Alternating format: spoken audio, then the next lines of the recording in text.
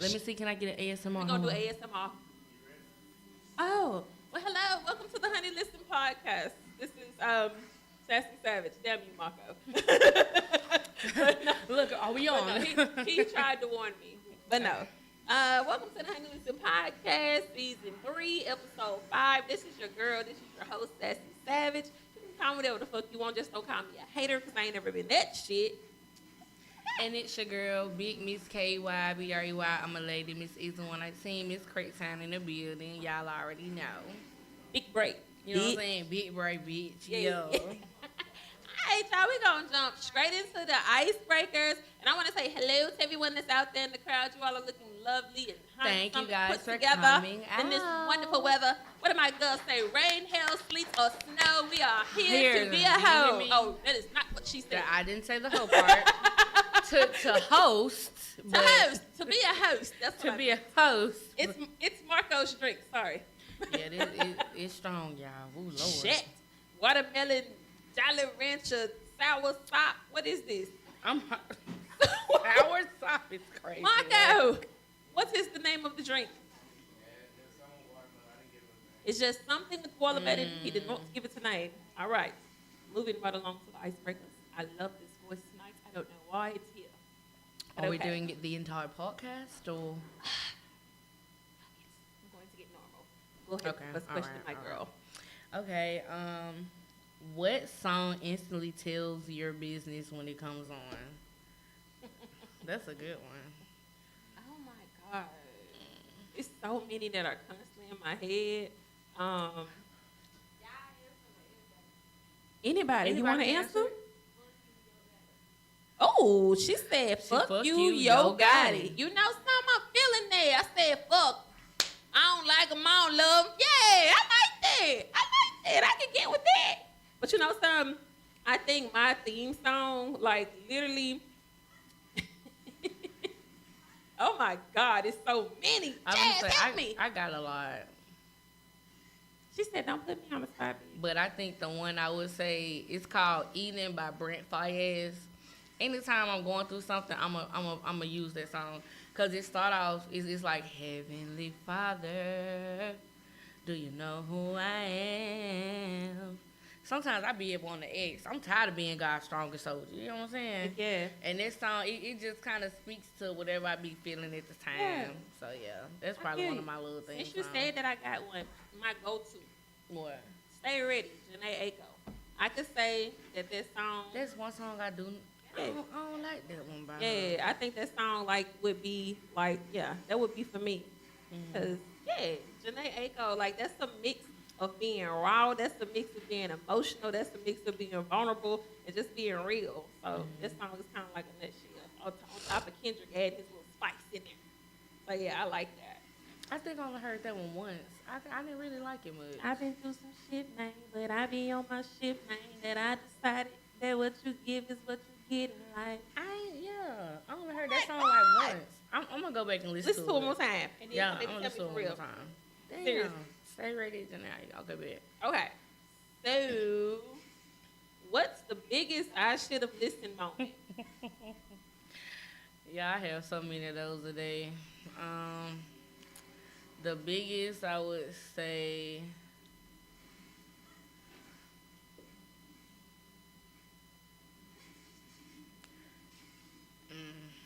Spill it.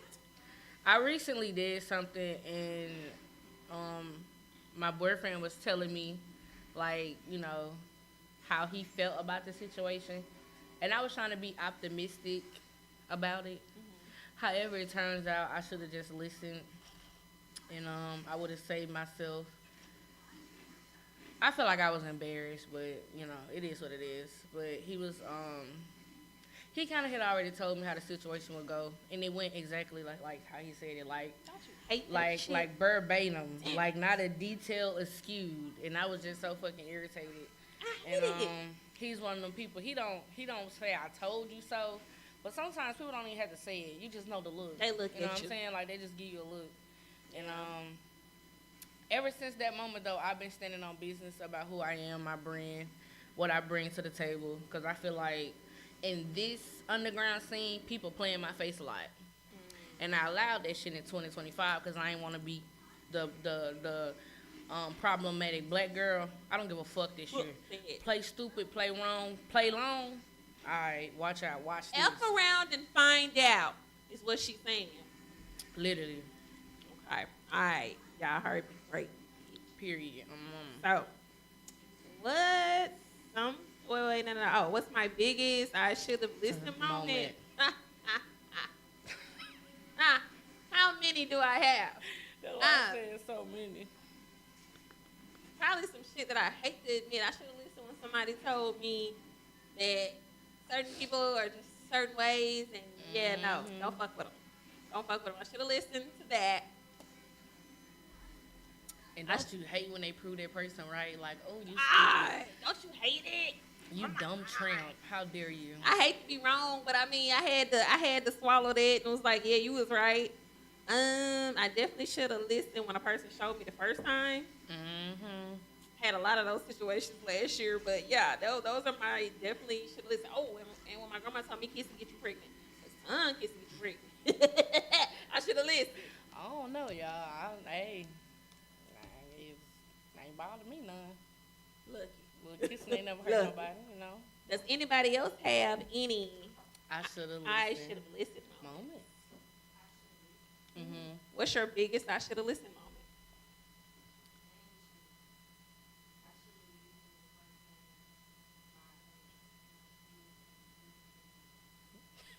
She should have listened when her spirit said, leave that nigga alone. Let's snap on that one. That was slick poetry. Because sometimes you just got to leave that nigga or that woman alone. You really do. You got to leave them alone. You got to get out of Dodge. Listen.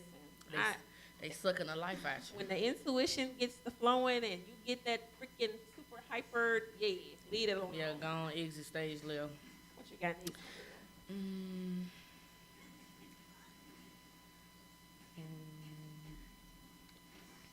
What's something you secretly judge people for but won't admit out loud?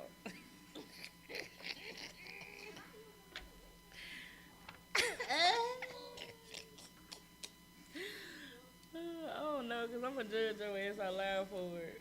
For what Listen, mine is. The judgment is not going to be silent because my face cannot shut the fuck Literally. up. Mine mean, I think. Okay. See, in the crowd, she said she could never fake in front about how she feel. Now, see, sometimes you just got to be quiet because you know that motherfuckers be in their feelings and be want to fight and shit. So you be like, it ain't that I don't want to fight. I ain't with all that. I'm grown. But some shit that I would say I judge people for secretly is like when people do dumb shit or say dumb shit. Like if I'm texting somebody and they spell some shit wrong, that shit irritates the fuck out of me and I automatically put you on the slow bus. So I'll say that's something I judge. But as we get along, I do eventually tell you, hey, spell that right. Like I will say it. So yeah, just something small. I got two. The first one I'm going to say is not really a secret at all. If you got stinky breath. I hate somebody that talk. Because most people with stinky breath don't know it and they love to be this close. And I'm sorry, you can't fake that. Like, I'm going to give you gum. I'm going to give you a peppermint. I do not give a fuck. I'm going to ask you if you want it. And if you say no, I'm going to persist that you take it from my hand. The second one, it kind of piggyback on what she said. I hate when a person asks me a dumb question. I'm going to look in a direction like it's a camera in my face. Like, is this nigga for real? And then I'm going to look back at you. So it's not really a secret, but yeah, I hate when people ask dumb questions. I'm definitely judging you. So, the last one is going to be, what's something that you're too grown to still be dealing with? What is something that you're too grown to still be dealing with?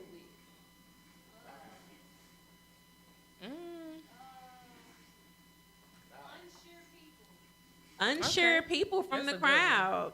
Lies from the crowd. I would say inconsistency.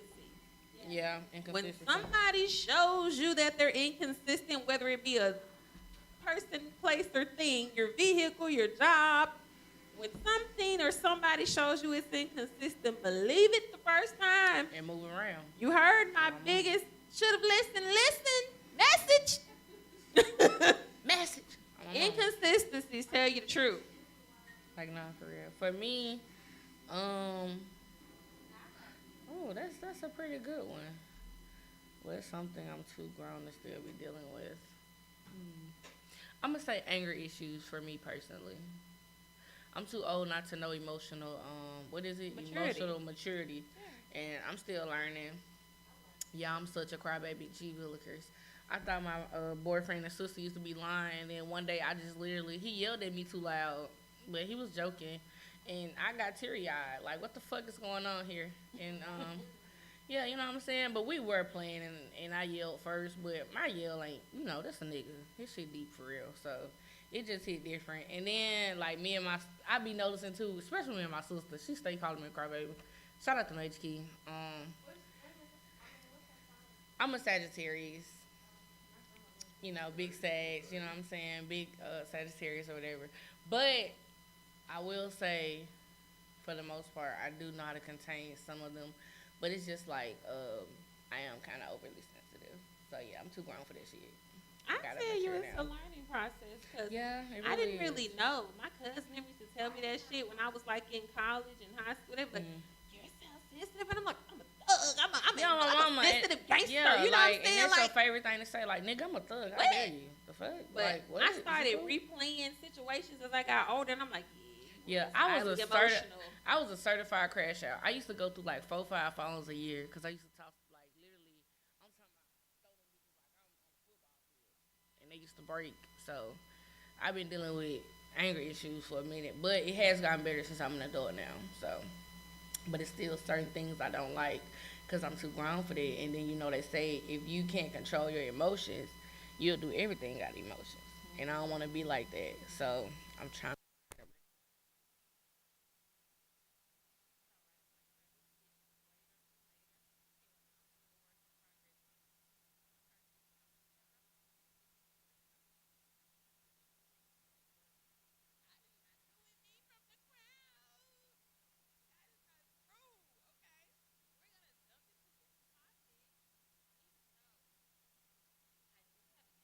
they wanna. Don't disrespect her now. Wait, hold up. Okay. Okay, All right. 1, 2, Three. two, I said the three. Yeah. We went Okay, we gonna play rock paper scissors. Okay. Let's start at 3, Okay. and whoever loses takes a shot. Oh my God. Here she goes. These fucking shots, man. All right, let's go. And we're gonna call somebody up from the crowd if one of us lose to play with them. And then whoever loses out of the crowd has to also take a shot. I'm hollering. Period. I'm Because talking about a literally, lot of because okay. rock paper scissors is crazy. Rock, paper, scissors. The fuck? You don't know me like that. Look. Come on. Oh my Cut that fucking shit up, boy. God, Yeah, man. yeah. Let's do it. Let's do it. Let's do it. Okay. No, that shit.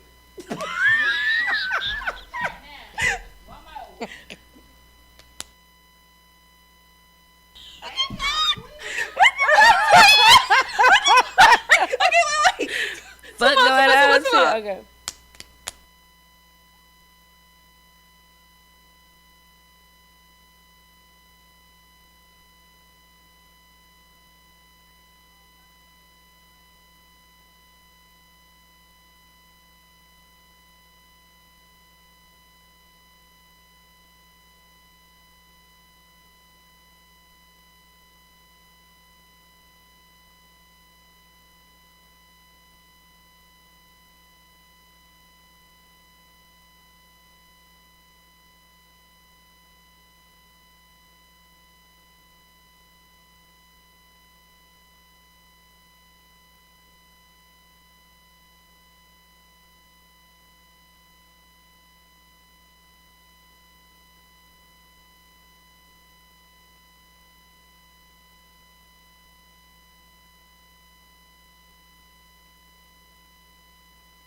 That we be dressing alike Y'all, I'm telling y'all. on the low. Like we be dressing like we won't even try to do that it shit. don't be playing. It don't be playing. I was in the store with your sister today picking out some olive green pants, right? So how about she had an olive green something like a dress or something? I was like, I told you. That motherfucker went shopping. Yes. Ooh. It wasn't me. I didn't tell. Yeah, I called her. She told me she was at work. Liz, you can see, folks will tell you a lot. If it's the right time, you can add. How many you get? 5? 5. Yeah. We ain't taking off. We taking off? We ain't taking off. Oh, okay. That's for them. Yeah, I was a little worried. Ooh, shit.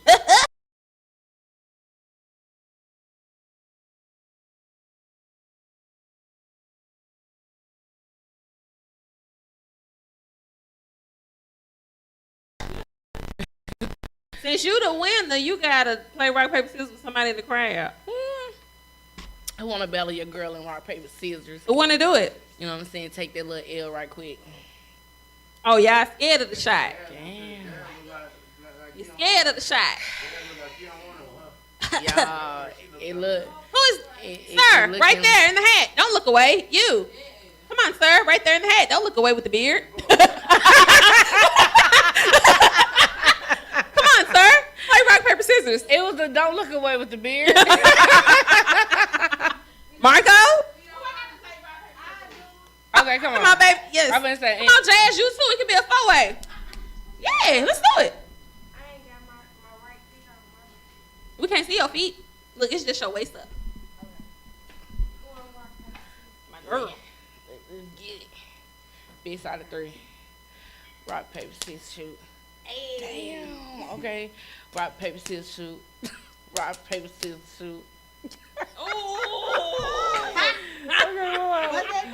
That was 3. That was 3. Oh, damn, for real? She whooped your ass quick, friend.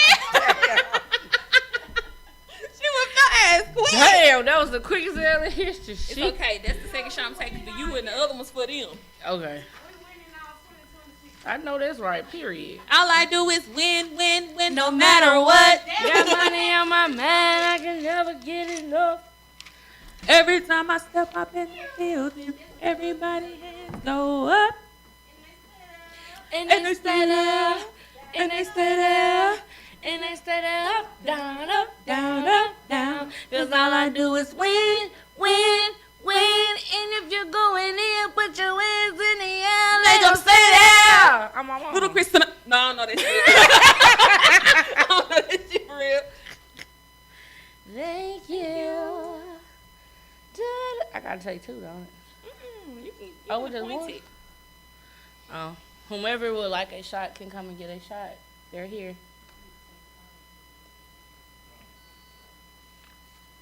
Y'all scared of the shot? Damn. Wow. Marco's not drinking tonight. I understand. Could I pour it in my drink? Would this still be considered drinking? Come on, let's do it. Nobody wants the shot. Nobody. Nobody wants Not a even shot? comedian Petty E. I just poured in my drink now. God damn it. Responsible. Ugh. Damn, y'all.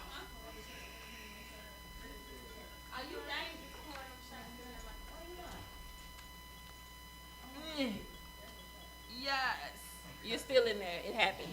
What the fuck? Please. All right, y'all. So we're going to take this shot to our great loss in rock, paper, scissors. That was a battle to remember.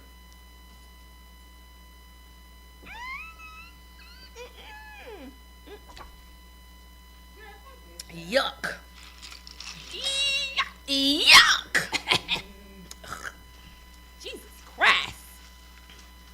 Okay. Christ on a cracker. Okay.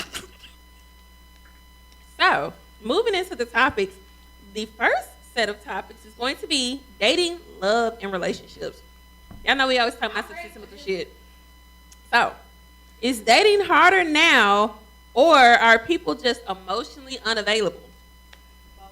Yeah, I'll say both. But I feel like people are more emotionally unavailable because everybody want to be like, you know, I don't got no feelings. Like, this shit don't mean nothing. But your feelings really be involved. Yeah, like, everybody be going hoe for hoe.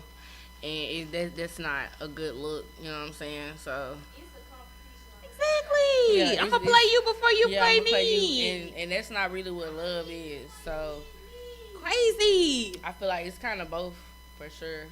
And you know something? I also think people are emotionally available to the wrong people. Yes. Like somebody who's like I forgot on your what ass. I forgot what this called. Avoided and attached behavior. Yeah, avoided and attached behavior.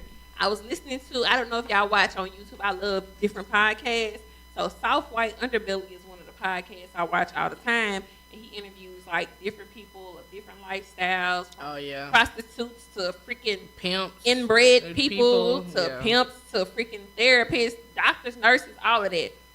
And I was watching one today where he was interviewing this psychotherapist. Mm-hmm. I forgot his name because I'm still kind of like in the middle of it. But he was basically describing avoidant people and people who are anxiously attached. Mm-hmm. And when I was listening to it, I was scratching my head a little bit because I was like, bitch, you're a little bit of both. Like, it just... Yeah, nah, for real. Yeah, it depends on the situation. It depends on the situation and the person. Yeah, like, it depends. Yeah. And it's like, when I want somebody, it's like, I'm a little bit obsessed. But then it's like, when I want to not deal with you, it's kind of like, yeah, it dies quick. Like the obsession dies just as quick as it came. yeah, absolutely. Like no bullshit. When it's over, and he did say it's a time limit. He said it's a 3-week to a 7-month time period to where you'll be like completely and utterly like, if they pull away, oh, I gotta grab their ass. They say it's like a crazy. Just infatuation.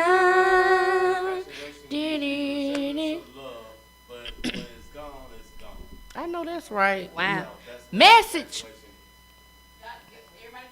Like she said, limerence. Limerence. Is the word. Say it again. Limerence. That's an actual word.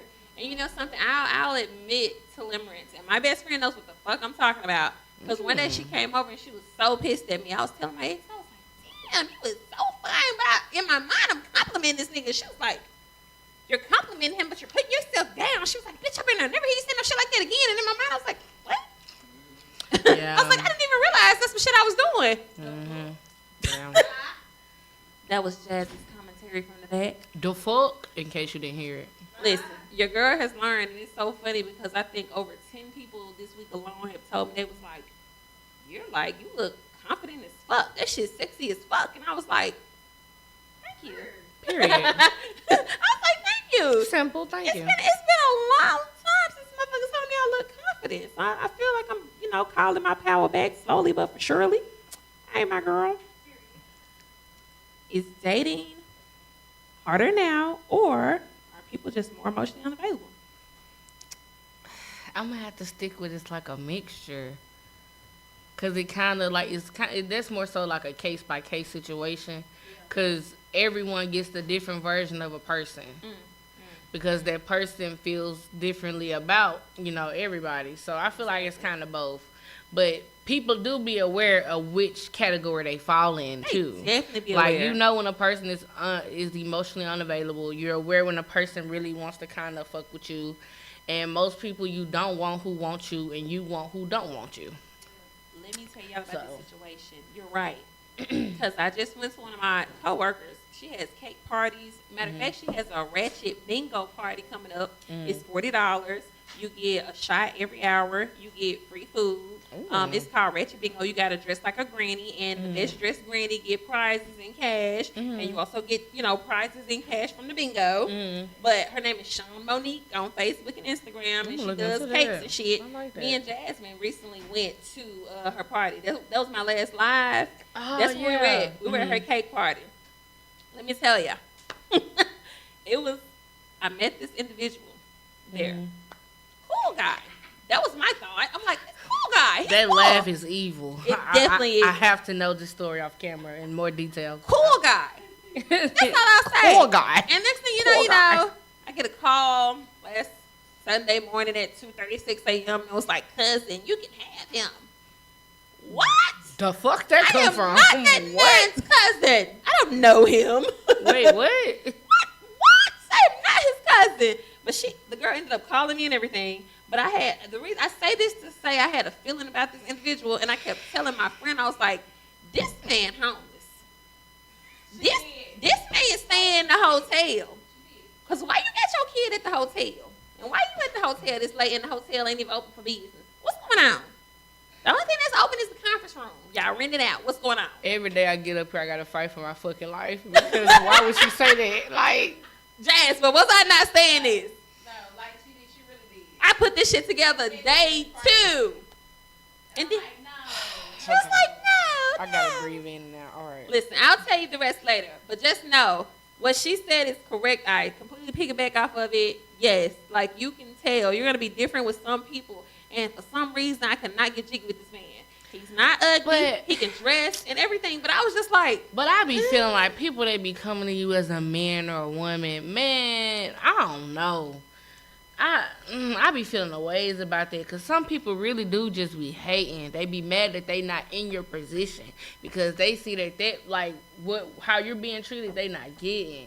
So they be kind of like creating a narrative that they feel like you believe because they probably believed it too, but then they found out in a way it wasn't, and that person pulled back, and now they see that you getting to where they was, but they lost it. So I don't know. I don't know. And you know man. why I believe it, that's though? like, I don't know. I be feeling like they be some hating shit. I called that person. They didn't answer. I texted that person. They never text back. So I said, what she said was true. You're a homeless drunk. What she said was true. It was true. Okay, And first it he was do- homeless, now he's a drunk. It Oh, doesn't. it- She sent the video for proof. I'll let you see it But later. see, that's what I'm saying. Why would she care though? Because she was upset. And then when she called me, she was at the store buying That's the what I'm man saying. cigarettes. Yeah, I was She gonna was say at the because store she in buying the love man with that cigarettes. nigga. I said, this man done dick you down and lied to you. And now you just all is forgiven. All is forgiven. You bought his cigarettes, G. She bought 2 packs. Basically, cause I be feeling, cause I mean that kind of that proves the damn 2 packs. cigarettes is high. Cigarettes It's like is high. $20. She had to drive her car there. Mind you. Oh, I'll tell you the rest of that later. Y'all look like it keeps getting progressively worse. It's progressively like worse. homeless, drunk. No. Okay. All right. It's progressively worse. Next question, please. All right. So, do men actually heal after breakups, or do you think they just move on? Where are some of my guys who wanted to answer? Yeah, let's let a man answer that, cause I mean, as women, we gonna create the narrative we want not here. E, what you got? Do men actually heal after breakups, or just move on? E one of us. I'm not really trying to hear that. He said. He don't like it. He's like, well, if I'm a man. He said. Like, as a man, we heal because at the end of the day, we did find something about you that we connected with. Mhm. Whatever connection, once you break that connection, you have to heal from. Some men don't heal and just move on, and that's why they act the way they act. Mhm. But the ones that do take the time and heal, you do have the men out there who take their time. Now, there are some men who just move the fuck on. I can agree.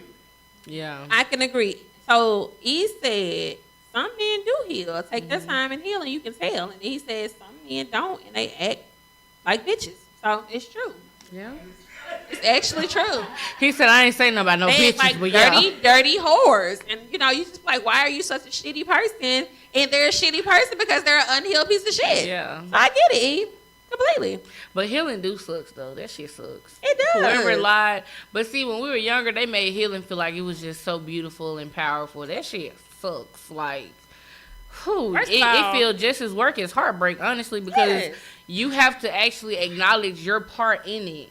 Don't nobody want to be fucking self accountable. What Healing. do you is mean sucks. I'm the problem? The Like, fuck? what do you mean? My reaction triggered this. What the fuck? Oh, it's me now. It's me This now. is all about me. I thought this was about us. Literally, like What you gotta think about it, you don't learn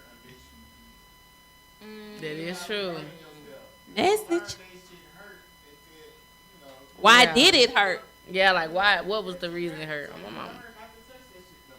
Exactly. It was hot. My Hot. mama touched the stove, it burnt your Hot. hand. You don't do that shit no more. Okay, I feel you. Mm-hmm. Next, my girl. Ooh. Oh, these are messy. Should women lower their standards or raise their patience? I would say neither. And I'm gonna say neither. I like that. Because I was gonna say the same. no man lowers his standards. I have realized I don't care if he's the ugliest, brokest. No man lowers their standards. If he's the richest, and he might still be fugly. No man lowers their standards. They just boss up and get to a stature and they get what they want. And if Marco got something to say, Marco need to get on the mic. Marco need to get on the mic. I'm hollering. Marco need to get on the mic. Come on, Marco, say something if you got something to say. You know, why doesn't hang out there? I was gonna let you say what you have to say. Because you come get on the mic. So, but no. And say, I would say maybe we could be a little bit more patient as women. But then again, like, what if you've been patient before and then been patient before and then been patient before? It's like, do you continue to be patient or do you put your fucking foot on a motherfucking throat and be like, from the beginning, like, don't fucking play with me because, goddamn it, I'm going to whoop that nigga straight for 40 minutes. Straight. I'm just saying, do I act like that or do I act like a fucking lady? It's so hard to tell because when you act like a bitch or just crazy, I'm just saying from what my experience, from what I've seen, when you are, I ain't saying you got to be a shitty woman, but it's kind of like they value women who they don't know if they give a fuck or not. Because they like what they think they can't get. It's so fucked up. Like, that's really be the mentality. Because when you're a lady to a man, well, I don't want to say a man, but a male, they going to take that as you weak. But then when you had that, like, I don't give a fuck mentality, like, nigga, it is what it is. Now all of a sudden you want to worship the ground I walk on, but why I can't be like that when I'm actually in my safe When I space? give a fuck. They're like when I care. I don't know. That should be weird. I just feel like that's Because I was why going to say neither, too. Like, that's, neither. That's another thing on the I'm gonna have to send it to you on the podcast that I was telling you about from earlier, the Soft White Underbelly. He was like, he said, because the guy was like, well, wouldn't you think that avoidance would get with avoidance and anxiously attached would get with anxiously attached? And he said it never works like that. He said it's like fireflies. He said you have your blue fireflies and you have your red fireflies. And he said the blue is attracted to the red because a negative equals a positive. And he was like, it's like batteries. He said that shit ignited and spark until it don't work no more. Because when you put two positives together, they gonna automatically repel. Like it's literally not gonna work. Like I don't know why it's like that. It's sick. It Then really is he sick. said that's the low vibrational category. He said, but when you elevate yourself, he said you get to that medium frequency, then that high frequency where you ain't around nothing but red fireflies. And he was like, shit, y'all ain't got no choice but to make it work. find each other. Damn. So, I mean, it's a good podcast, y'all. Soft Fire Underbelly. I'm going to have to send it to y'all if I did. I know I sent it to your ass. So I'm but low vibration I'm on going to the have to low? send it to you. I'm low vibration on the low? That's what you're telling me? No. No. I'm going to go ahead and say negative. Look.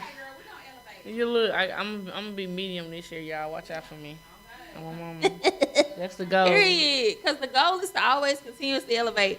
And even small progress is still progress. That's how I feel. Because, see, I had lost 2 pounds and I've been going to the gym for 3 weeks. Progress is progress. I ain't even going to the gym, but your girl is losing weight. Do you hear me? I love hearing that. I've been hearing that so much. Oh, girl, you getting small. Stop Progress it. is progress. Period. Stop it. I'm not going to hold you. You are. I ain't want to say that. Say it anyway. ain't so. Like, wait. Listen. You know what I'm saying? Your girl is T. Just imagine when I get in the gym on next. I'm telling you. I'm at Planet Fitness. Crazy. Well, I tell you, I was. That's crazy. Yeah. That's what I'm going Literally. I want We're gonna talk. Huh? Oh, sorry. My bad, y'all. Oh, she got to get her shit together. She got to get her membership. Did you get it? All right. So she got to get it. Not that you want to hear, but didn't have an answer. I'm going to get it. I'm going to get it. Where the laptop Exactly. at? Where the Trying to be nosy, you should have stayed over there. Okay. So do men actually heal after breakups and just move on?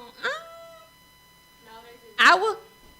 That was the question. I'll say my experience lately has been a lot of men. A lot of men have like definitely been. I'll say that I've experienced just move on, or they try to move on. Then they have this moment where it's like, damn, I'm not ready, and then they get to treat you weird, and then it's like, why you being weird to me? And that shit is crazy because you asked. Yeah, They they. heal by digging I used to love that saying growing up though. Getting over the next one, getting on the new one. Yeah, but then when I got older, that shit That is shit's so not tired, true. like a motherfucker, and that is not healthy. It's not true for me. I can't do it. Yeah. Because I'm telling you, as you experiment, you realize you don't want everybody touching you. Mm-hmm. You excuse me. Ooh. Oh, God. Oh shit.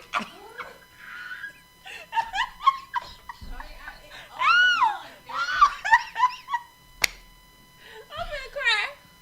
My legs gonna fall off. Okay, yeah. I need some water. She needs some milk. Yes, you give me a water. Some milk. Look, I must have been saying some shit I ain't had no business saying Mm. because I was having me a listen to a spiritual reason. And that girl said, if you get the coughing, when you finna say some shit, maybe you don't need to say that shit. So maybe I Yeah, didn't say that be that. happening to me too. Or like Maybe I if didn't something say that. fall on you or drop on you, they say it didn't mean for you to say that.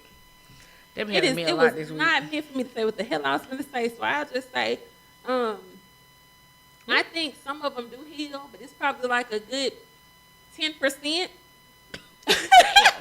And the other 90%, like, nah, I think they just move on in hopes of healing, and they probably heal through the other person, which in turn drains that person, and I don't think they realize it, because Yeah. I've done that shit before, you know, when I was in my younger years.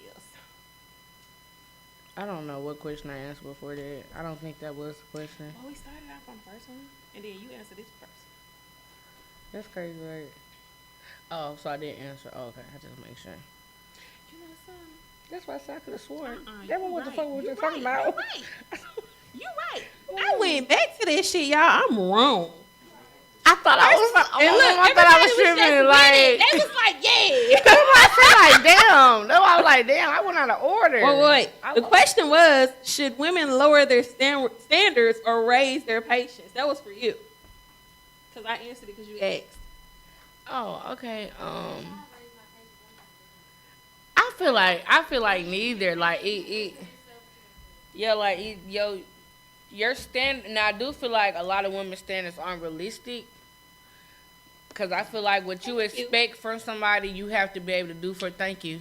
You have to be able to do for yourself. But I'm gonna say neither though. Like, keep your standards, and I do feel like patience. I really feel like a lot of people don't have patience, not just women.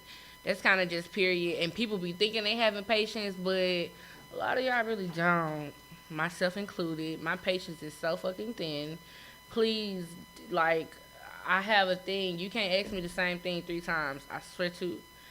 I will not answer you if you say it a fourth, and I'm not playing, and I don't care. It could have been so important. I'm not answering you because I feel like you're playing with me. Like, you heard what I said the first time I said it. Second time, okay, I could get it. Third, you really pushing it. The fourth, you can really go and screw yourself. So, like, I feel like, yeah. So I'm gonna just say neither for that one. Okay. All right. The question was, should women lower their standards or raise their patience? Mm.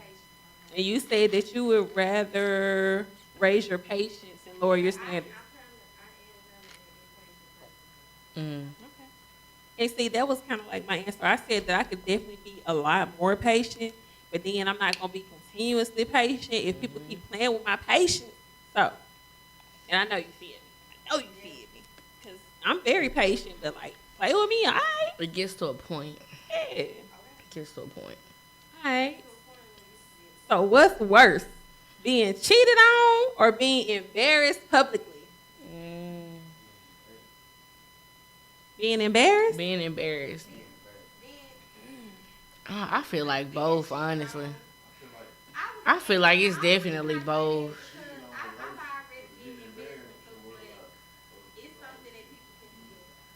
Okay, so one audience member says you should not worry about other people, so being embarrassed publicly doesn't bother you.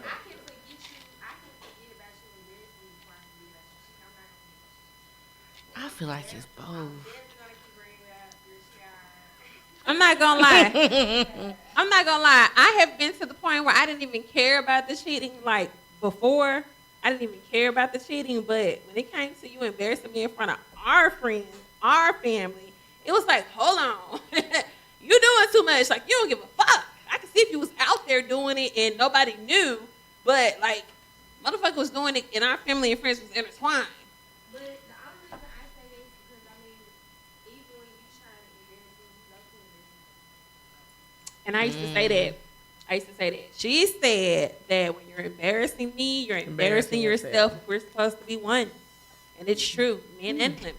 When you embarrass your partner, you're embarrassing yourself. That means you don't give a fuck about your relationship. That's how I feel. And me and Jazz always saying these niggas is embarrassing. We always saying it. Because if we exposed our inboxes on several social media sites, yeah. But like with that situation I was telling you about, I love to help the girls. Didn't I say that, Jazz? I love to help the girls. When she called me, I talked to her for a whole 5 minutes. I told her, I don't know this man. I did not meet him at Waffle House. What? I did not meet him at Walmart. Cousin! What? That's crazy work. Cousin! He from Chicago. They He's love calling actually people from they cousin. Haiti. For He's from Haiti. He came to the States when he was 16. Exactly. She should have known that. She should have known. I thought it was the Nigerian. I thought it was the Nigerians you had to watch for. I thought Haiti men were good men. Shit, it's that. I ain't gonna even say it. It's, Good at a whole lot of it's period. Clearly, he's good at laying dick. She was pissed. It was the she was buying a cigarette. She was at the store buying the cigarettes while talking to me about this man. And I know he smokes the cigarettes because she said Newport shorts, and I saw him smoking a pack of them. My granddaddy used to smoke them. I saw it. And I said, girl, you in the store buying cigarettes for this man. She said, I'm going to call you back. Now, see what I'm saying? Because she was hating at the end of the day. She did not want you to ever Sprite. And she saw it in motion. I don't want to be. And you didn't even want it, though. I don't want to be in the hotel. I'm cool. Listen. Jazz said they chain smoking cigarettes. They're in love. I'm hollering. Baby, listen. Honey, listen. Chain smoking is crazy Honey, work. listen. Listen. No, Okay. for real, my mama. Okay. All right. So, my girl, what's worse, being cheated on or being publicly embarrassed? I feel like it's both. And the reason I'm going to say this because I've had both happen simultaneously. I was embarrassed and cheated on. Like, everybody found out before me. The girl was ugly. Like, it was just like you know what I'm saying? I lost out to a fucking troll. And I couldn't. It was just an embarrassing situation. So I feel like it's both. Because once you embarrass me, I'm my mama. I ain't going to be able to come back from that. You cheat on me, depending on how it unfolds, I kind of can't come back from it either. So that's what I'm going to say both. Like, because there's both kind of treacherous waters. Like, this dangerous territory. We got to feel the men. Because what they say, friend, God will give a goddamn it ass to a donkey. God will give an ass to a donkey. Them niggas be looking at the ass. They be looking at, now some men don't just look at the body. They look at the brains and what the bitch got going on. They do. She didn't have that. Like, She had nothing. nothing. And her face was horrible. Oh my. She was something, but The audience member said that super slip dip grip. whatever I don't know it was, what that is. you know, that shit fucked up. Like, it was just a fucked up time for me. But I understand. I was in high school though, but I'm grown now, so. But it's definitely gonna be both, cause you embarrass me. I feel like you don't give a fuck about me. You cheat on me, no, you don't give a fuck about me. But if a person cheats, it don't really have nothing to do with you, something to do with them. So Exactly. yeah, it's kind of both for me. I'm still gonna stick with both, Okay. both for sure. So what you got next? Let's see. What makes someone's marriage material today? For me, I've never been married. What I'll say is somebody who, if I get sick, they'll be there. If I'm unable, they will keep providing and making sure shit runs smoothly. If I need it, they got it. If I need to talk, if I need to express myself, no matter what it is. You know, even if I pissed in the bed, you know, they can clean it up for me. So, just saying. Just saying. It be going so good. They she just will. pull stuff out of nowhere. That's like, love, man. I think as I got older, my idea of love changed. Yeah. Because it used to be like, oh, he got to be Chris Brown fine. And then Yeah. it was like, oh, he got to be able to dance and have a degree and blah, blah, blah, blah, blah, blah. It was all types of shit. And it done changed over the years. A lot And of us really used to want a soldier thug nigga that worked at a corporate office, but still, like, we want them Wattpad store niggas. I'm my mama. Like we wanted some shit that didn't exist for real. Unicorns! Like, he was a hood nigga, but he could have went to Harvard, and you can tell by how he communicates with you. Exactly. Exactly. But he in the streets because he got to make a way for his people. But you the one that gonna change all that. Like, change you, man, nigga. that shit. But it's like when you get grown, you be like, bro, that is not life. What the fuck? Like, this shit is real out here. Oh, my mama. Oh, my mama. Like, man, it definitely is a fairy tale love when you're younger. And as you get older, become an adult, you realize when people be having that 50-50 conversation, baby, I sit out of it. Because at the end of the day, you got to do what works for your household. Fuck what you talking about. Like, it don't bother me. So I feel like it's kind of like what you said. A person is basically going to be there. When I'm not 100, they could be 100. You know what I'm saying? Yeah. And we could just have each other back. Shit ain't going to always be good. But you got to go through them ugly seasons with folks. Y'all ain't going to always like each other. You know, but y'all going to forever love each other. So I feel like that's kind of what makes marriage material for me. If I know I'm being treated good, regardless of how anybody feel, that's all that fucking matters. Like, because people don't understand. They look at the financial part, but people keep forgetting it's most people that got all the money but don't got love. Exactly. So it's like you being taken care of, but that person don't even like you. Hate your fucking guts. You're unhappy. You contemplate, you know what I'm saying, the worst every single day. And then you got people that's putting two nickels together happy as hell. Like, you know what I'm True. saying? But they got each other, and that's why. So I'm going to definitely say just knowing that that's your person. And you going to know. That's why seeing a lot of homeless people, I be like, these motherfuckers in relationships. My 600-pound life, they're in Do you fucking hear me? relationships. And I'm like, I'm single. I'm the problem. It's so like you just never fucking know, Like, man. When I You just was, never I used know. to be like, what the fuck? Like, what's wrong with me? That's kind of how I figured I was the problem. To a certain extent. I ain't going to just fully accept that shit. But to a certain extent, yeah, like, I was like, damn. Like, because this 600 pounds, like, and she got a husband. And married. he cleans her and feeds Cleans her. her, feeds her. Like, that shit, I don't know. That's love. You know what I'm saying? If you, like, That's a fetish. oh, I don't believe. I'm not saying that they can't be loved. Yeah. I'm a big bitch myself, and I ain't supposed to be. you is not nowhere near this. But listen, girls, I'm certified plus size. Okay, it ain't no shame in it. But thank you. Period. Motherfuckers. But what I'm saying is, I don't feel like they don't deserve love, but a lot of those people have fetishes, and I want people to admit that. A lot of them do have fetishes. Because it was one woman on there, y'all, that man was paper thin. Like, I knew they, He had nothing but he didn't have nothing. Like, Y'all watch Pornhub and goddamn all that shit. You see these folks, they got fetishes. I was so disgusted a little bit. Like, because that weight difference was insane. It was like literally putting this straw next to a hippo. And I'm not even being funny. Like, that's how small that man was.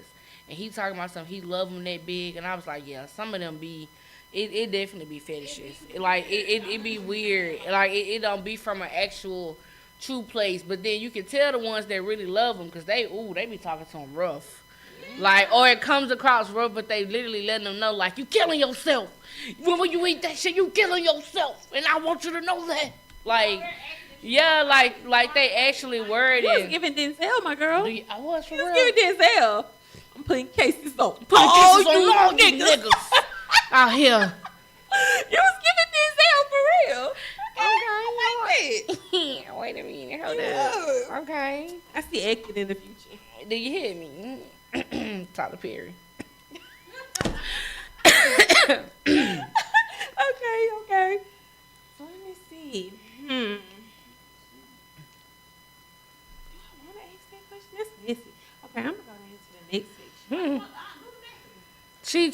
all of them is on the next one. Every single one of last one of them. I got a question What? for both of y'all. Would y'all do 6 months in jail for your significant other to get $10 million? 6 months? Yeah, you gotta do 6 months in jail. But Yeah. Okay, what about you? Yeah, he already asked it, and I failed. I was like, I don't know about that, but 6 months for 10 million ain't bad. I mean, yeah, but I ain't never been in jail though, so yeah, like I don't know. Listen, first of all, it's gonna be rules to this shit. It's gonna be stipulations because, listen, I don't care what happens. As long as 5 of those million go in my account, we're cool. But We don't even have to be a couple when I get out. We're cool. Like, if well, you yeah, want to I be together, mean, cool. but see, the kid, like, I didn't get the question that way. Like, I can make stipulations and all that, cause it kind of gets like, yeah, what if I do the 6 months, get out, you run off on me, Right. you know? So I mean, if it's stipulations in the course, yeah, like, I mean, you but gotta I ain't gonna care. A bitch gonna be scared now, cause look at me. Do I look like I'm jail prepared? No, like eat you up, friend. You red bone too? a bitch named Women worse than the men. a It bitch is. named Bertha gonna try to be bending me over. Like I don't know, but you know what I'm saying. Never bending. I'll take I bite the bullet, and hopefully I get in that bitch and turn into Medea, and you know As long get as out you put and I'm a $5 rich. million on my books, we cool. When I get out, I need I don't it. know. I'm doing 6 months. I think I'm gonna need 6 mil, but that may be pushing it. Look, just don't run off with my shit. That's We all I'm gonna good. say. Yeah, just don't run off on me. Then it's cool. At least lie to me the first 3 months. Make me feel good. He asked, the audience member asked, would you do 6 6 months in months. jail for your Your significant other for $10 million when you get out? No. Would you do 6 months in jail for your significant other to get $10 million? Oh, whoa, I ain't hear that. I ain't hear that. That's what I asked. Wait, Heard that shit. That's why I said it. You gonna have to have a listen. Hold on, nah, scratch that. How you get freedom and money? I ain't know shit. See, I think this come with trusting your significant other. That's what I think this is about, trust. Yeah. And What, he give you half when you get out? listen, No, you do 6 months, he get $10 million. I don't like nobody. But or That's she. what I said. Or she, or whatever. Yeah. So again, you get freedom and money. what if you do 6 months and he just get $1 million? How you lose? Ooh. See what I'm saying? Oh, That's the question I got. a milli. What? It's basically saying like, would you wash your significant other's car for them to shine and look? So you basically saying that you want to limit their shine. You can't go all the way out for them and then. I'm not gonna put myself in that shit. You don't know How what's am gonna I happen to me. getting- Oh no, I didn't hear that full question. No. I get fast shine right now. They want us to get robbed and robbed in my face. And it's no because No, somebody make me understand it. No, I'm saying it's crazy. and now it's no because it's kind of like it's no guarantee. I could be sitting in jail. 6 months is time enough for a nigga to fall out of love and fall in love with another bitch. He gonna take that 10 million and run off. 6 months is time enough for you to start a whole new life and disappear, and I would never know where you are. The whole principle behind it is basically that's no different. The principle behind it is that's no different than a man going to work every day, not knowing if his woman gonna We're cheat. asking for guaranteed money. That's But all what I'm we're saying, what I'm asking. saying is the main principle is that's no different than a man going to work every day to provide for the house and not knowing if his woman gonna do elsewhere. He gotta trust that she gonna. That's back. so- You feel what I'm getting at? That's It's that's the same that's very concept. that's But different. it's the same concept. Is she a stay-at-home woman? It In don't your matter. situation, is she a stay-at-home It woman? don't matter what she is. No, it does matter. He knows that he knows he's going there every day, and if I'm going there every day to sacrifice for woo woo, she should. It matters provide. because if she's working and she's sacrificing every day for woo-woo, then that means that shit is the same. If she's working her 40 and you're working your 40 and y'all doing 50, you never know when the percentage is going to change. Like in my situation, it was a time when my ex wasn't working. And I was doing everything from the groceries to the bills to his drawers to the toothpaste to the soap, everything. And then when he got on, goddamn it, He was making 20-something dollars an hour and me making my meager 18 at the time. This nigga still didn't try to pay more rent than me. He didn't try to pick up an extra bill. So you just never know. You know what I'm saying? How a person is going to do. And I'm not saying that's all relationships because everybody's different. If you got that trust and y'all got that time and y'all know that y'all got each other back, go for it. Do what you do. Everybody's shit is different. It's never going to be, you can't put, it's a case-by-case basis. What they say, it's a case-by-case basis. But if you know you got this motherfucker who's been on your team and when you didn't have it, they did, and vice versa, it shouldn't be a question. It shouldn't be a question. I could still call my ex right now, and if I don't have something, it may take a tad bit of convincing, even though I know how to convince him. But it will take a tad bit of convincing, but he'll give it to me because he knows I'm great for it. No, the fuck we shouldn't. I'm hollering. No, the fuck we shouldn't, Marco. That's the proof in the pudding right there then. You just proved it then. You got If somebody it was that vice willing, you got versa, somebody that willing you to just provide for proved you, it but you don't want then. If it was vice versa, he know would be what to tell you. doing that for you then, because whatever you doing, if you got your way, still, however, he basically did the same one because you getting what you want. So, And he gets what he wants. If you can call me after 2 a.m. and I come get your ass out of jail and we ain't talked in 3 months, you still get what you want out of me. A savior. We do. We do. Nah, fuck that. No, fuck that. Fuck that, Marco. Fuck that. We're going to turn it into a song. So, moving on to the next topic. What you got, my girl? I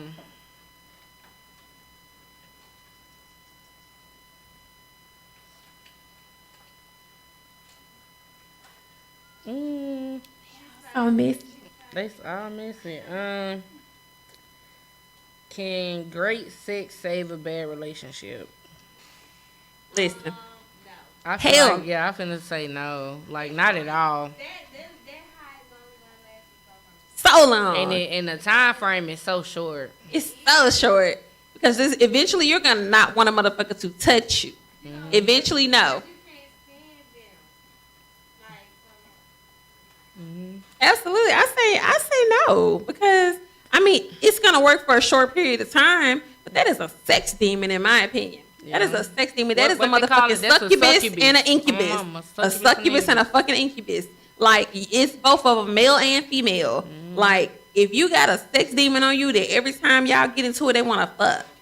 Y'all get into an argument, they want to fuck. Something go wrong, they want to fuck. Goddamn it, they know they got that good shit. What is that, wet shit or that hard, long, thick shit? Whether, either way. it might be like you said about the figure, it might just be their fetish. Listen, it might be, but you can tell spiritually when you're a spiritually in tune and aware person, because when you know thyself, all that shit that's not of you, that's not aligned with you, you're gonna recognize it. That's how I feel. And when you recognize that shit, you're gonna be like, oh, this motherfucker just fucking me like this and trying to talk to me. I just recently learned that when you talk a motherfucker through during sex, that's you casting a spell on them. You casting a spell on them, bro. When a motherfucker said to somebody, this pussy yours, you casting a spell on them. When this motherfucker talking about, choking you, talking about, is this dick yours? You casting a spell on them. How does spell work? So when a woman saying, Like, When you spell, you spelling words, right? Yeah. If a motherfucker is fucking you, first of all, sexual energy exchange, SDX. Sexual energy exchange. I'm fucking you. I'm a man. I'm giving you what I'm feeling. And if I'm feeling ill towards you, eventually you're gonna feel ill. If I'm feeling goddamn it love towards you, you're gonna feel that love while I'm giving it to you. If you're riding him, riding that dick, and I'm saying that he is, no, he is not my nigga. Listen, it's a spell. I'm telling you, it's a spell. If you're telling this nigga this his pussy, he's eventually going to believe that. You're going to start to believe that because you're casting a spell on yourself and him. Whatever you say, you believe. Did they say think it, believe it, do it? It turns into your reality. Okay. I didn't have feelings for a motherfucker. They dick was trash when I first fucked them. But eventually, when this motherfucker kept telling me that dick was mine, I started to believe it. Damn. Okay. Listen, it's still mine, Marco, and I don't want it. Getting in this shit, you been getting it for so long. That shit don't be there. Like, that be there. You said the dick was trash. That should have counted. Listen, I started when a motherfucker shit got big in my mind. It was like, oh, it's big. I felt it. He did a spell and magic, didn't it? That was an altercation. He is a fucking incubus. Not What did I it- say? Not it Incubus. changed. Not it grew out of nowhere. It what? grew. If you fill a cup with red juice, you fill a cup with red juice, and you continuously pour a little bit of fucking clean water into it. It's gonna take a while for that water to turn fucking clear. So he been fucking her for years. Years and it finally grew. I'm already stigmatized, bitch. What you mean? Like, I'm already stigmatized. Don't throw some good head in there that make you nut. Wait, now I got a question. How long do you fuck trash dick till the spell break? Listen, you gotta give the dick for another chance. It's like, okay, I done heard a man say, cause I asked a man, I said, if her coochie went with first time you fucked her, would you fuck her again? Nigga said, yeah, I'll give her another chance to see. He said, if I fuck her that second time and that shit still trash, I'm not gonna fuck her. So the second time I fucked the nigga, the shit wasn't trash. He knew. Oh, okay. That's a nigga that got a line. Yeah, maybe I'm gonna say maybe he. Dry now. Regular nigga gonna put his nose in on the bitch push time. Like that's just a nigga that's a nigga with line. A regular nigga. You're absolutely correct. He had a lineup. I can't hold him. Dry now, I ain't giving up my cock. That's real. I can't hold you. You're absolutely correct. This nigga had a lineup at the time. You're right. He Had a did. lineup? He had a lineup. I didn't know about it until I knew about it. I didn't know until I knew. I'm fucking hollering. That's why we can't be together right there. Why Mark and somebody y'all belong together? No, he's a whore. I'll never be with I'm him. hollering. Now he's a whore. I would. Man, listen. Allegedly, that shit? He's a allegedly, whore? I'll be in Oh, she prison meant for the that. rest of my life. I can't fuck with that nigga. So, Intimate Concepts has lubricants and toys and roses with tongues, without tongues, and shit that makes you come. Intimate Concepts down at the 601 Live game. Yeah, we do it. They doing freaky shit. We ain't doing freaky shit. And also, we having a gothic party here. That's on February 14th, right? On the day of Valentine's Day. love. I ain't got no baddie, but the day of love, they gonna be down here doing a gothic, which I'm gonna be dressed up. It's gonna be cute. It's already planned. Me and my friends have our shit planned. Y'all coming, right? Y'all coming? I'm gonna try to come. 'Cause Yes. We kind of have Valentine plans. What I'm gonna see. I mean, even if y'all What? come before y'all go home, just It's like the night 10 before? minutes. No, day before Valentine's Day, we're doing the Friday the 13th. Oh, they doing Friday the 13th. Yeah, the Friday the 13th this year, and also it was like best day ever or anniversary of the best day ever. And it popped out like 1 second. Oh. My birthday will be on February 13th. February 13th. Marka, Mr. 601 Live's birthday will be here at the 601 Live Adult Playroom with Intimate Concepts. All right, y'all. Okay. That is good. So, I love saying that, concepts. Concepts. Concepts.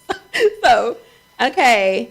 Is sexual compatibility more important than emotional compatibility?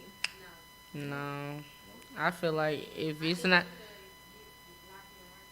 Yeah, because I'm finna say once What's your emotions sign? get involved, the sexual connection gonna grow anyway. Fucking knew it. I Yeah, fucking I knew kinda it. figured. I fucking knew it. You act just like my cousin Bree. I fucking knew it. Bree, she's a Pisces. If we not here, it ain't gonna work there. Literally. Exactly. You gotta have that flow. And I know what you're talking about. And it feels better when it's emotionally connected anyway, because it's like Yeah. the passion is. So different. Feel like you're in a movie, don't it? So different. Do you hear me? Like it feels so like it's a person there just recording because how perfect can this get? Feel like Edward and Bella. Do you hear me? Too intense. Breaking bad and shit. Heart beats fast, colors and promises how to be brave, how to let go when I afraid. Do you hear me? I'm on my Listen. She let go, all right. Then she had a wolf, I mean, a lichen. She had two She had a niggas lichen on it. baby. Yeah, listen, I don't want a nigga to rip my shit open and have a baby that tears me apart. Absolutely not. Y'all don't want that nigga till the first time he step outside, y'all see his body shivering. Y'all, oh, he's sassy. That was a good one. My God, what the fuck? That actually ate. That was a good one. I was wondering who was going with that. Y'all gonna say he's sassy? Marco said, we do not want an Edwin because the first time we see his body shimmer, we're going to call him sassy. That nigga name is Edward. Edward? What she said? She said Edwin. I said Edwin. Igor.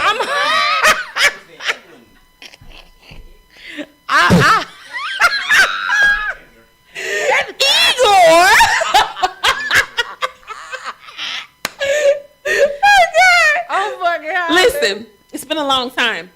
Don't judge me. It's been a long time. We listen and we don't judge. And I used to be so addicted to Twilight. It made no sense. Absolutely none. I know Every single one movie. of 'em. Do you hear me? Every single one of them. And she made me listen to the soundtrack. That's why I said I love Take that me song. up inside. Christian. I think it's Christiana Perry. One step closer. I think it's called 1,000 Years. I have died every day waiting for you. Darling, don't be afraid. I have loved you for 1,000 years. Disney movies greatest hits.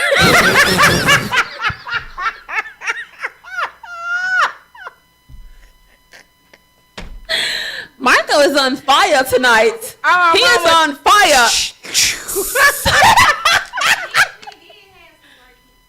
Hey, listen. Cheetah. What?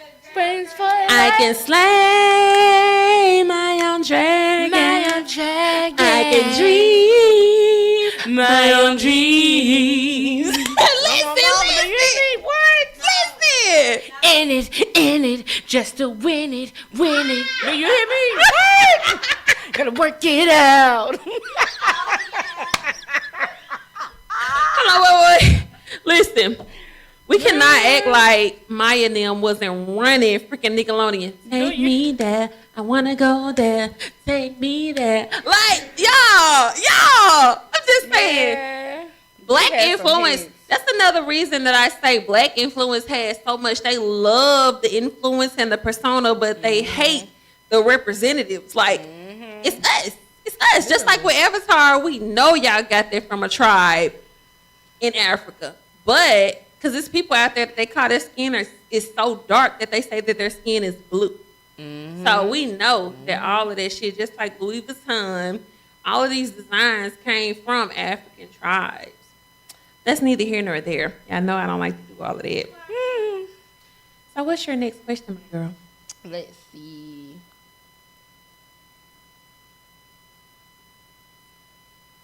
What's something people fake too often in relationships? Perfection. I feel like that's the biggest thing. People have this misconception that, oh, we're so perfect, this relationship is perfect. That is so not realistic because you're both two growing humans. You both are still maturing, learning stuff, and you're going to continue to grow and learn. So once you put that perfect topic or heading in front of your relationship, you kind of stunt your own growth, I feel like, because you're trying to please everyone else. It don't become about you and your partner. It's about everybody else and their opinions. And you can't worry about people's opinions because, you know, I mean, hey, they hated Jesus, the most perfect person alive. So, I mean, you got to get to a point where you can't care about what other people think and you have to just figure it out. It ain't going to be easy. Y'all going to have days, you know what I'm saying? It ain't going to be pretty, ain't going to be perfect. So, I feel like perfection, that's the number one. It's fake. It doesn't exist, you know? Yeah. Whether it comes to social media or what, yeah, you're right about that.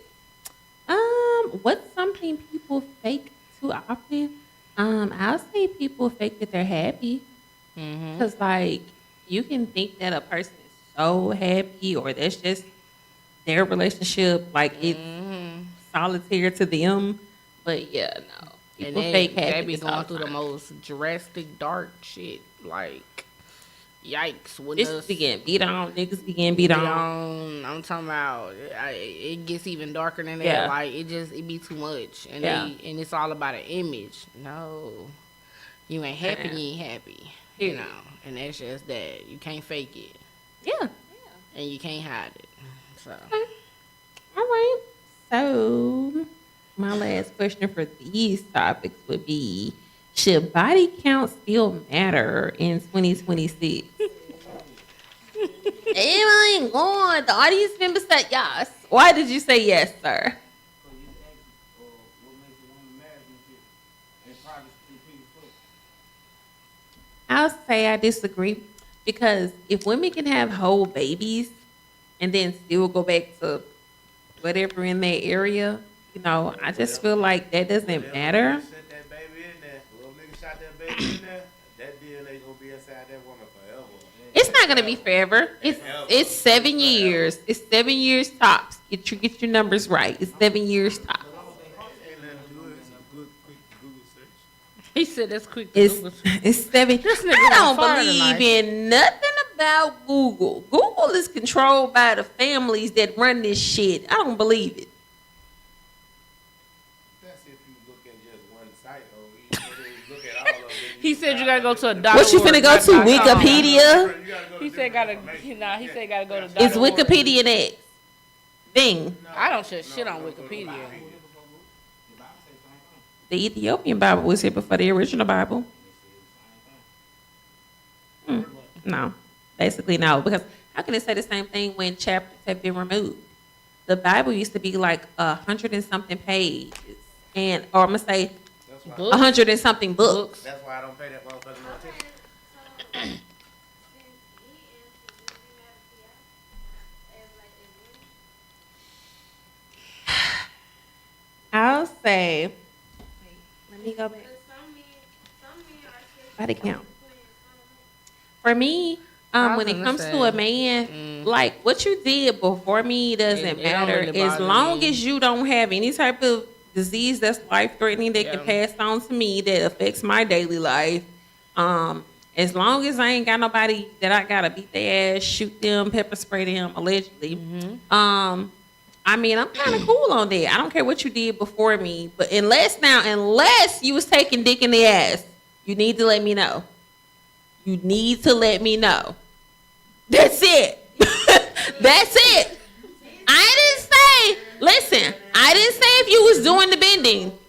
Now, if you was doing the bending, that's your business. But if you was bending over, I need to know. If you were doing the bending and bending over, I need would to wanna know. both, but She has standards. Yeah. If you was getting bent, I need to know. I need to know. it wouldn't bother me if it was before me. And long as it's not during me, I can't really just speak up on it. So let's dive deeper then. What if how you just said this? What if how you don't feel women basically? Would it be a situation? Now, I if my mean- man came to me and said, "Oh, was you getting fucked in the ass before we met?" Why the fuck do you want to know that? Number one, do you like ass activities? I don't want to know. But if somebody came and told me, if somebody came and said your man was getting bent over by Tyrone, I would be like, "What's this nigga getting bent over by Tyrone? Because I need to know." Bisexual, bitch, just say it. That's it. Just tell me. Just tell me. Okay, go ahead. Hold on, wait. He. Hold on, wait. Let him get it. Go ahead. Okay, let me say it like this. If we gonna say that the body count don't, basically like the person that bring it up trigger, right? Okay, we gonna say that they trigger. But if a person has more experience, that's less things that can be memorable or just you and that next person. Meaning, 9 out of 10, if you done had more than 3 people and you like this here, those 3 experiences gone, which would be a mouth, vagina, and ass. So damn, once you get to the 4th nigga, now what you gonna do to spice it up? What can you do that you ain't done? Now you got fucking Every now nigga's you got not jumping off the skyscraper and jumping into no pussy. Like, no, we doing the same thing every fucking time. Fucking boop, boop, No. boop. Every time.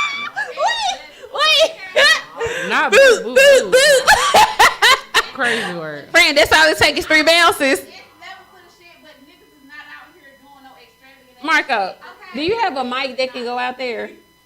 Hold on, because we need to get this. We need to get this. This is too good. This is getting good. This is getting great. But I'm saying, Hold on, wait, y'all, wait. Hold it. Save your answers in your brain. Wait. I'm saying, what, Save your answers. Wait. Come with the mic. Come with the mic. Save your answers in your brain, please. Is there something to offer? If a person has more, Listen, it's the same. In my opinion, it's the same with a dick because it's herbs out here. Ladies, if you don't know, you can go and do you a little spiritual bath for your coochie, a little cleanse. You can put you some cloves in your water. You can put you some honey in your water.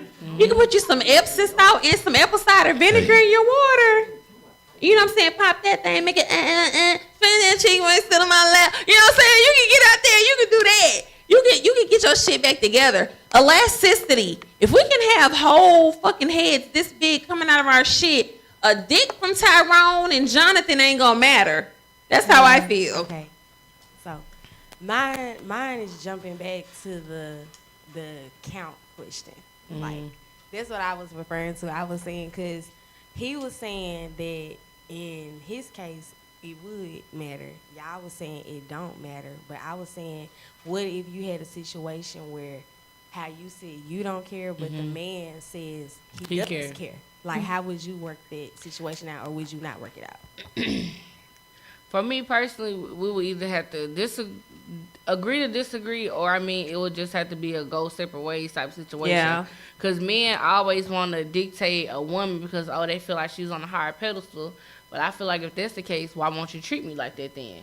Because if you truly feel like that, then you have to treat me like that. But you can't say, because men want to put it like they're putting a woman on a pedestal and, oh, where nobody really gives a fuck about a dick because, I mean, it's a dick. But at the end of the day, the same way my body's a temple, so is yours. They're both temples. So I feel like when women saying it, we're saying it because we're trying to be realistic about it. Men have this belief or theory in their mind. Boys that, will be boys. you know, a woman Fuck should it. have over such and such bodies or whatever, but you don't know everybody's, you know, background. Like, most women, I feel like majority of women have been sexually assaulted, or, you know, they've had experienced some Before type of they trauma. even could consent. And you most, feel me? in most cases like that, whether it's men or women, you become hypersexual. So you're gonna be a opened, or, you know, you've experienced most things because, I mean, it happened to you without your consent. And that doesn't make you a hoe or nothing, but then when you become of age and you can actually experience it, you know, and you do have control over it, that's where it's kind of different. But by then, I mean, some women be too far gone. Some niggas be too far gone. you walked in the club and 10 people had your outfit on, how would you feel? I'm going home. So Sorry. So the count matters. I mean, That's so different. personally, for me, That's different. For me, on my junior That's prom, different. me and 5 other bitches had the same dress on, and they was so butthurt. I was in that bitch twerking, popping. I didn't care. Like, it depends on the person. Everybody don't attach certain values to certain things. I'm not saying it don't make it right or wrong, but for me personally, I'm more realistic. So I'm gonna be more honest and open about it. And if they do care and it gets to a point where it's fucking with the relationship, what do you want to do? I mean, because I'm a grown woman, you're a grown man, and if it's separate ways, then so be it. You ain't gonna be my first nor my last heartbreak. But I just feel like a lot of people kind of focus on too much of the... At a certain age, it's gonna always be somebody before you. Like, it's gonna always be somebody At before a you. certain age, So it's gonna always be somebody before you. You- A couple of motherfuckers before you at a certain age. you have to either just be okay with it, or you have gotta to, go on. You know, move on. I do agree that hypersexuality plays a role in like both genders. Yeah, It does. It really because does. a lot of men have been through sexual assault too. Exactly. They just But don't, they don't talk it's about just it. not They can't talk common about for it. them to talk about it like it is Exactly. with women. Yeah. Because that's why some men had sex at an early age or like whatever. Because And then when you they hear had how it older women happens- touching them. It'd be crazy because Yeah. I had an ex to tell me that his freaking first cousins and sisters, like older sisters, used to make him eat their coochie and Yeah, like, it's so ride on his weird. dick like when It's- he yeah. didn't even know what getting hard was. You feel me? And that shit fucked me up because I was like, I have a 10-year-old, and it's just like I would kill a bitch. You feel me? And I'm sure men feel the same way about their daughters, nieces, aunties, Sisters, cousins. whoever. I would kill a bitch. Like, what do you mean? If he's not ready for that and he don't want to do that shit, we gonna fight. And if you do want to do that shit, I'm gonna fight him too and fight you. But yeah, it absolutely does. You know, we lifetime junkies and true crime junkies. So it definitely.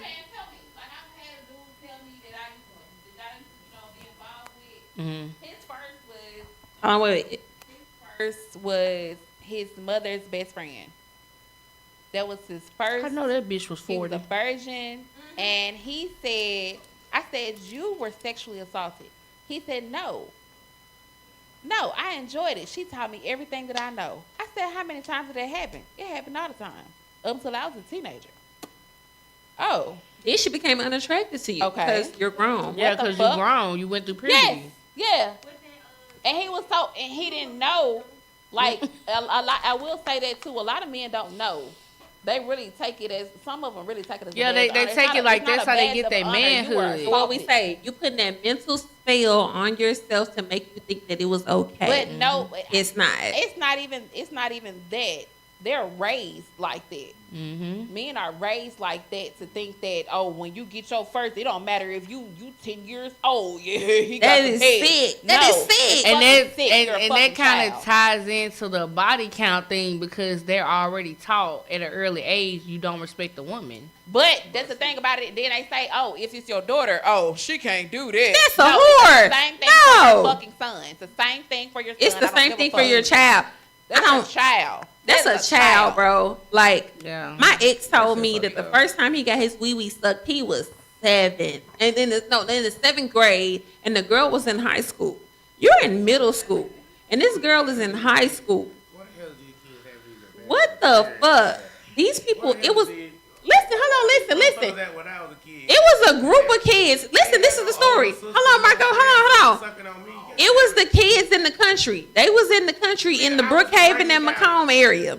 Brookhaven and Macomb area. He said it was a high school girl that was sucking wee-wees, no matter how old the wee-wee was. The only thing you had to do was go to the bush and sit in the chair, and she was going to suck your wee-wee.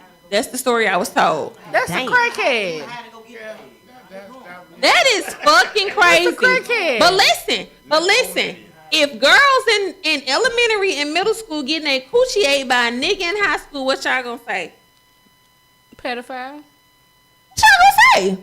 I want to know. Out the If middle. girls in middle Guard. school and elementary getting their coochies ate by a nigga in high school, what is y'all gonna say as men? Where are the parents? Under 18, I ain't got shit to say because I ain't gonna be around it. See, but just the fact that you don't want to be involved with it, and just the fact that you like, I'm not gonna be involved with it the other way around.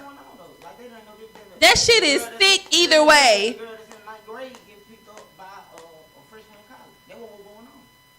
And that's true. That's true. I had friends. They used to get picked up by niggas in college, 12th grade. Like, for real, I had friends in 9th and 10th grade. And that's even a personal experience. When I got in 9th grade, I went to the 11th grade prom, the 12th grade prom. I went Damn. to every fucking prom, every fucking year in high school. And it was always by an older person. Always. Damn. Always. I went to a college dance with a nigga when I was in fucking 11th grade. Just saying. I've always been approached by, I've had older friend girls, but I've always been one of the youngest cousins too.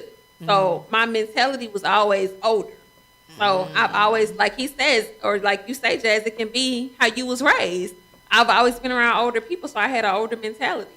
On the adverse on the body count, I would still look at, even if she had 3 or 2 bodies, I would still view it the same as a lot of bodies. If she got 2 or 3 bodies, but she in her DM she just sunk 100 naked pictures of herself, I still view that the same way. Like, 'cause that's it's the same concept. So The whole concept. You don't want to go nowhere, and you know you feeling all proud of your Yeah, lady, I don't want and then my you go out and you outfit take her out, and every nigga you know Yeah. that smashed her already and passed her through it to the side, and now you showed up with the trash everybody else picked up, and you acting like it's a treasure.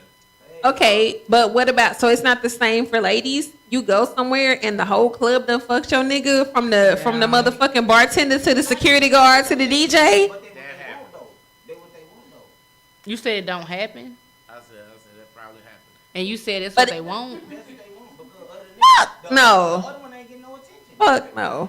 The one that has no name, all that, they not even getting no attention. The woman is flocking toward the popularity or to, who he is. All that. That's what. So. I don't know. And if it I don't like If it. it wasn't that, then women would give the people that they feel ain't worth the chance. I don't like it.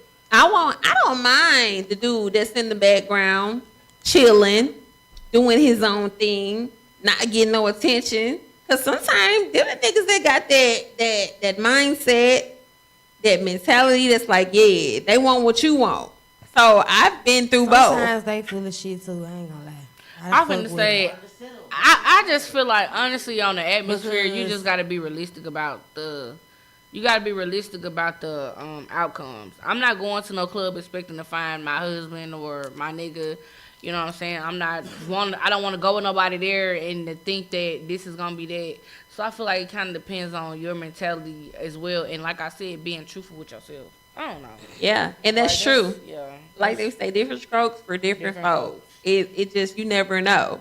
Sometimes them background niggas get a little spotlight and cut the fuck up. That So, is, or you get them spotlight. Now everybody and their mama want to fuck on them. It's always, Everybody, Yeah. everybody has their aura they in their want to get no era. attention. They gonna go for it. yeah, like they now they going. Everybody has their era. You know what I'm saying? Because I dated somebody where everybody thought he was a lame ass nigga from like middle school to high school. And then you got with them. And then I get with him, and it's like, oh, bitches in his inbox, and he in they inbox. I'm like, nigga, He deleted you his nigga embarrassing live. me? Me. I gave you a sauce. You know what I'm saying? It's like, damn, you know, you gotta be realistic with yourself. Like you say, you give a nigga shine, or a nigga give you shine, and it can go hand in hand. That's why I say it just it depends. Everything is a different case. Yeah. Different case. It's case by case basis. for sure. So for the next question we have, why do women get called emotional but men get called logical? And I because would- men can be emotional too. I'm gonna say I feel like but Mm. they mostly do it because of the reactions. Like most women are gonna be sporadic. But it's in our nature to be emotional. It is. It's in our nature to be emotional, but I think they go more so off the blow up. Like the reaction is it's too passionate for the situation at hand.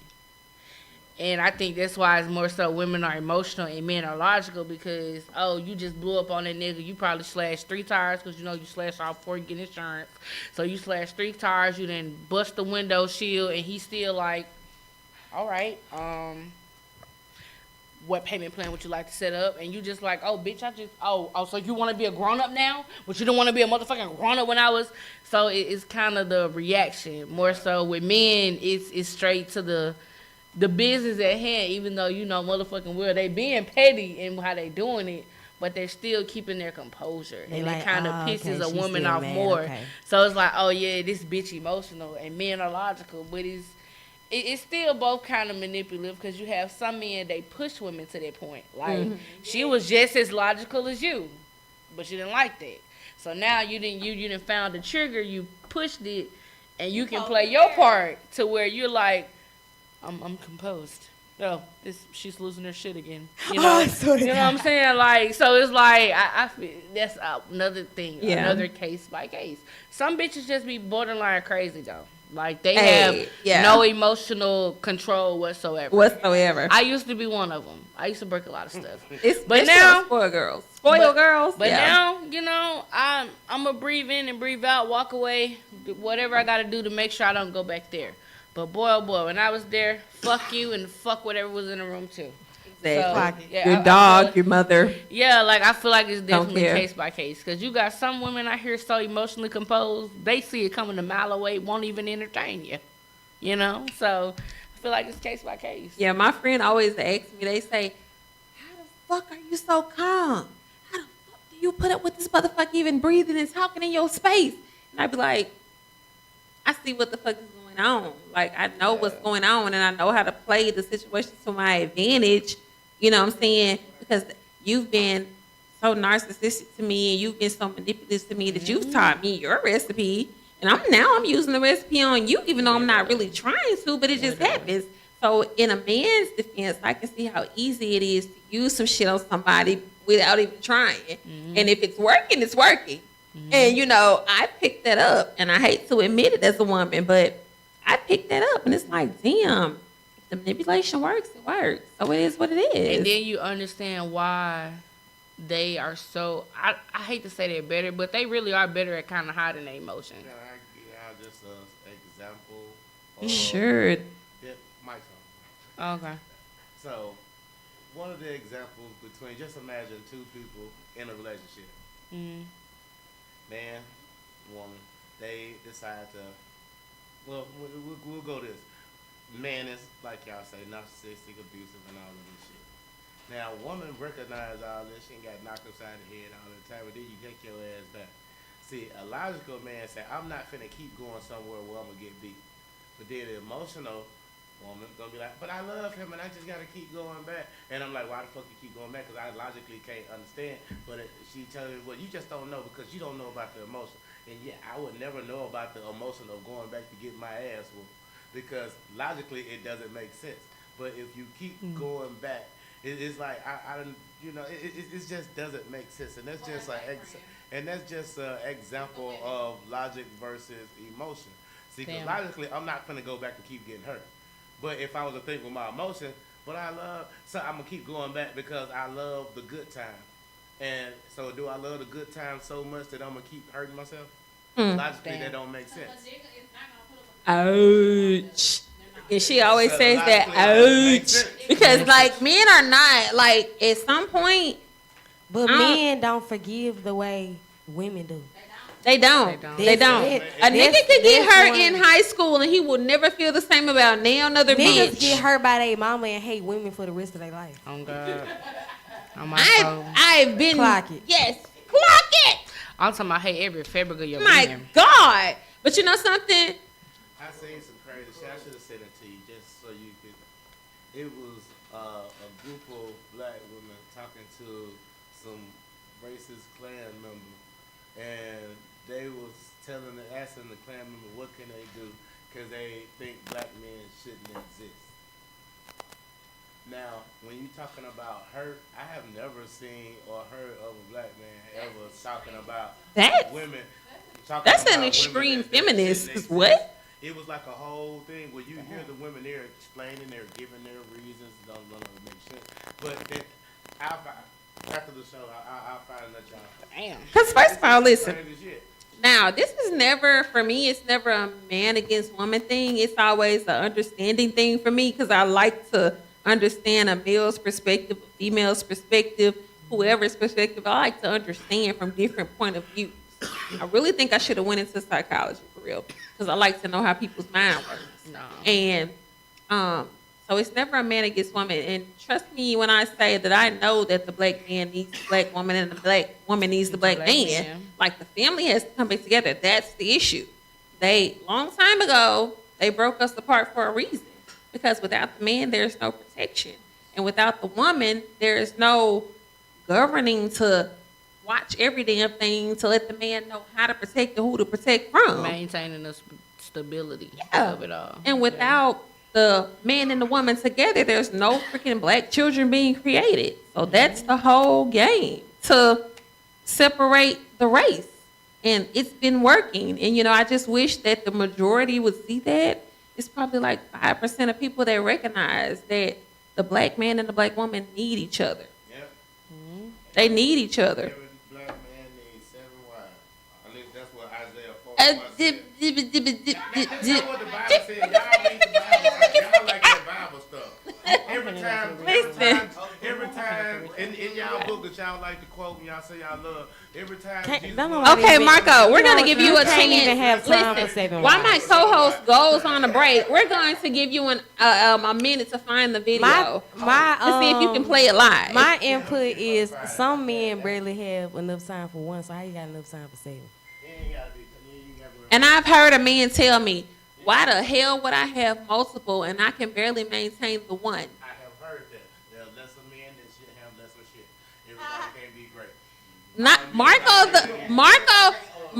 the God is in the crowd, letting men know, get your stamina up, get your shit together, get your money together. And me and my friends always said, if you have multiple women, that means you got a lot of money to maintain those women. You just gotta have What if your good woman got strategy. multiple personalities? Ain't that the same amount? Don't y'all like different bitches though? Exactly. Don't y'all like different bitches though? So you explaining why we need extra women.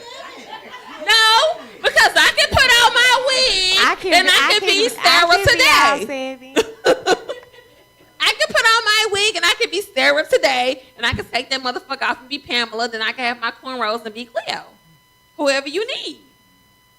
No, yeah. I feel like, listen, maybe back in the biblical days, they had motherfucking ASAP and Abednego and goddamn. But listen, some of these men were what, in kingdoms and castles, And shit. they had gold Like- to dig. Yeah. They had gold. Yeah, guess how he got him? Because every time he got his extra wild, they came up with a bigger plan, better plan, so they could put their shit together. Instead of all these motherfuckers trying to do it on their own separately, they put all their shit together and say, hey, let's get this castle. And then while they got this No, castle, no. they done made 15 kids, 2 from each of these women, and all these kids like, hey, know what we finna do? We finna work together. Them was the Arab niggas, in my opinion, the Israelite niggas that had multiple wives. Now, I've heard of men having a wife, a mistress, a seamstress, a goddamn cook. You know what I'm saying? They had different titles. It's only one wife, in my opinion. It's one wife, one woman that gets to govern all the bitches. Like, that's how I feel. Nah, don't look like that, Marco, because one woman, eventually, if you go out of town and all your bitches stay at home, your wife is going to have to govern the bitches. Wouldn't that be like a bottom bitch though? Exactly. She's your main bitch that you know when everybody else leaves, changes their mind, and gets tired, she will be there. Some of the kingdoms did that. No, you can't really operate like that. For what the thing was saying, fucking, I'm tired of this and this And then shit. if you So go now, I thought they were concubines. Wait. It's too many. Wait. Who got the mic? Pass the mic. Who wanted? Excuse me. Behind you. She got it. That's how it went in some of the kingdoms. That's how it went in some of the kingdoms in different areas of Africa. They had that one wife that kept everybody in line, and she was the main wife. She was the favorite. Now, if he wanted to switch, they couldn't say shit about it. Nothing. I got a new wife, and I like this new wife better than I like the other wives. So even though you've been the best wife for 3 4 years. I changed my mind. That a lot of them did do that. Yeah, wife for the month. This is my favorite right here. Not employee of the month, this motherfucker. This Wife my of the month. favorite. Gotcha. Woo! Okay, I like that. Wife for the month. Listen. I think that the one who you decided to have your vows with, can somebody stop there or just click it? So I feel like the wife who you decided to say that you were one with, that's the wife, the one who got the paperwork, the one who, if you died, the life insurance go to her, and she gets to distribute that shit, and she gets to sell the land and the horses and the dogs and all that shit. Like, I feel like that's who, if you're entrusting this one person, you did it for a reason. It's a reason behind everything. Men, what do we say today, friend? Men marry women date who they want, men marry who they want. That's what we said today, right? And we were told that by Marco and a couple other men that were in here probably like a couple of episodes ago. So if you marry this person, you married them for a specific reason because you entrust them with something. Men do shit out of trust. You like, I've recently learned, and I want to know, is this true, Marco? That if a woman comes to you and you can teach her something, you're more attracted to her. Is that true? if you could teach her something. Like if you feel like she's teachable, easily, especially. Yeah, well, if she has to be willing and wanting to learn. It can't If she is, Yeah, if she willing and wants to learn. do you feel like that's more attractive? Yes, than someone coming and, well, this is how it is. No, you're not finna tell me how it is. I'm not finna be with somebody that I got half-ass be scared of. she asking for, guidance and stuff. Yeah, that's definitely, most definitely. Because then that shows me that you actually value me and my wisdom. Because if you come to me and then you think that you're smarter than me and you know more than me, then most likely at some point in time you're gonna stop respecting me. Deep. So it is about respect with men. God. Always come down to that. That's the key. That's the bottom. If you want to know, that's the number one thing. Fuck love, respect me, and I'll take care of you forever. So men do value respect over love. They value We respect had that over question love. before. Yeah, we had Do it men before. value We respect respect over and love? So love. men do value respect Literally over all of them love. said Wow. respect. Damn.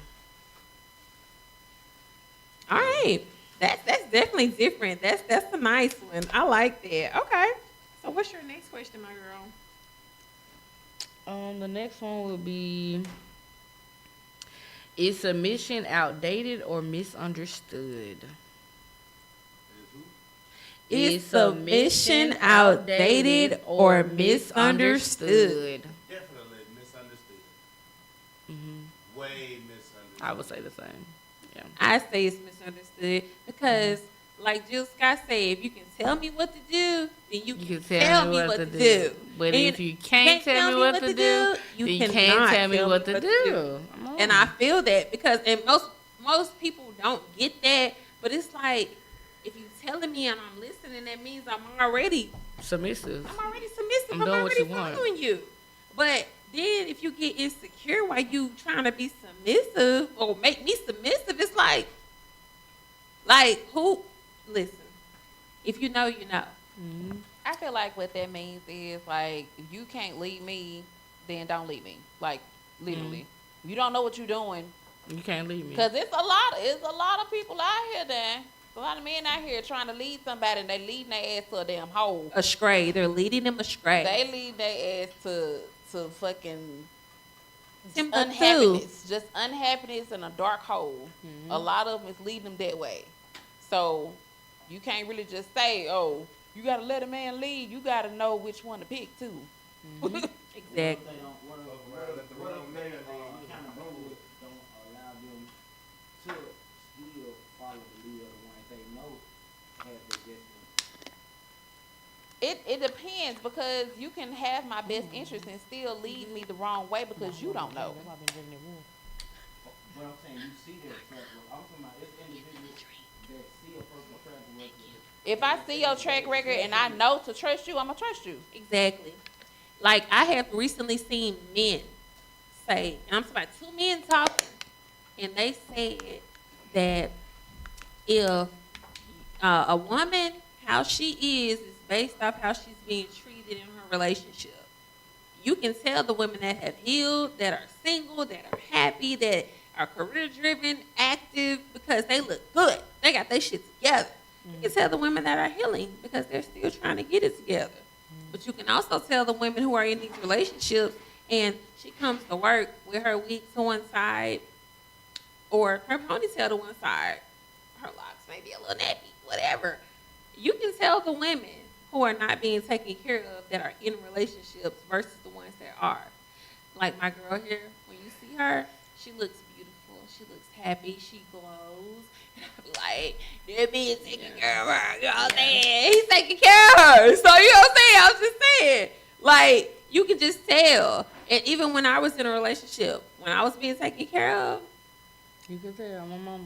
I was like Big X the plug. A bitch was getting fat and happy. Like, that's how I felt. I was eating good. We was going out of town. We was smoking good. Like, we was in there. We was in there. Like, that's how I felt. But when I got out of that relationship, oh my God, bitch got skinny. I got faint. I was like, But in return, I found myself. So now I'm in that healed and happy state. I'm in that happy state. Yeah, I agree. You definitely can tell. Yeah. And it's vice versa. You can tell when a lot of men, and I hate to say it, let themselves go when they happy. They let themselves go. Them bellies be like this big. Them beer bellies get big. And it be beer, chicken, fish, rice. Like that shit, pasta, that shit get big. You can tell when the motherfucker Beer, happy. chicken, fish, rice. You can tell when the nigga happy because he eating good. He walk around that bitch, oh yeah, man, yeah. Like he happy as fuck. He be happy. So you can just tell with guys. Yeah. I mean, and this vice, I don't know, it's vice versa for me. You can tell when men and women when they're being treated good in a relationship. So I'll say for me, the next question will be, why do men fear commitment but want loyalty? I feel like it stems. Look over here, you I'm hollering. I feel like because they feel like commitment is an illusion, but loyalty means regardless of whatever we go through, you gonna remain loyal to me. But you could be committed to somebody and still step out. So I think that's probably what it is. That's why they feel like loyalty means more. And then it kind of ties back to the respect. Because if you're loyal to me, you respect me. We could be together, but you could be disrespectful as fuck. So, yeah. Okay, I can agree with that. I can agree with that. Because, now I'm not a man, but as a woman, I'll say that loyalty means more to me than anything. Because if you're loyal to me, you want to embarrass me, that means you want to embarrass yourself. If you're loyal to me, that means that what's mine is yours and what's yours is mine. So, like, commitment, yeah, oh, I'm in a relationship, but that's that. Yeah. Commitment is I'm in a relationship, but. But you got to put that work in for real.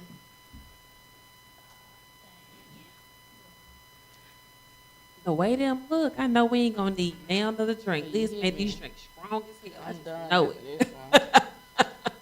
She look guilty right now. She made these drinks strong as hell.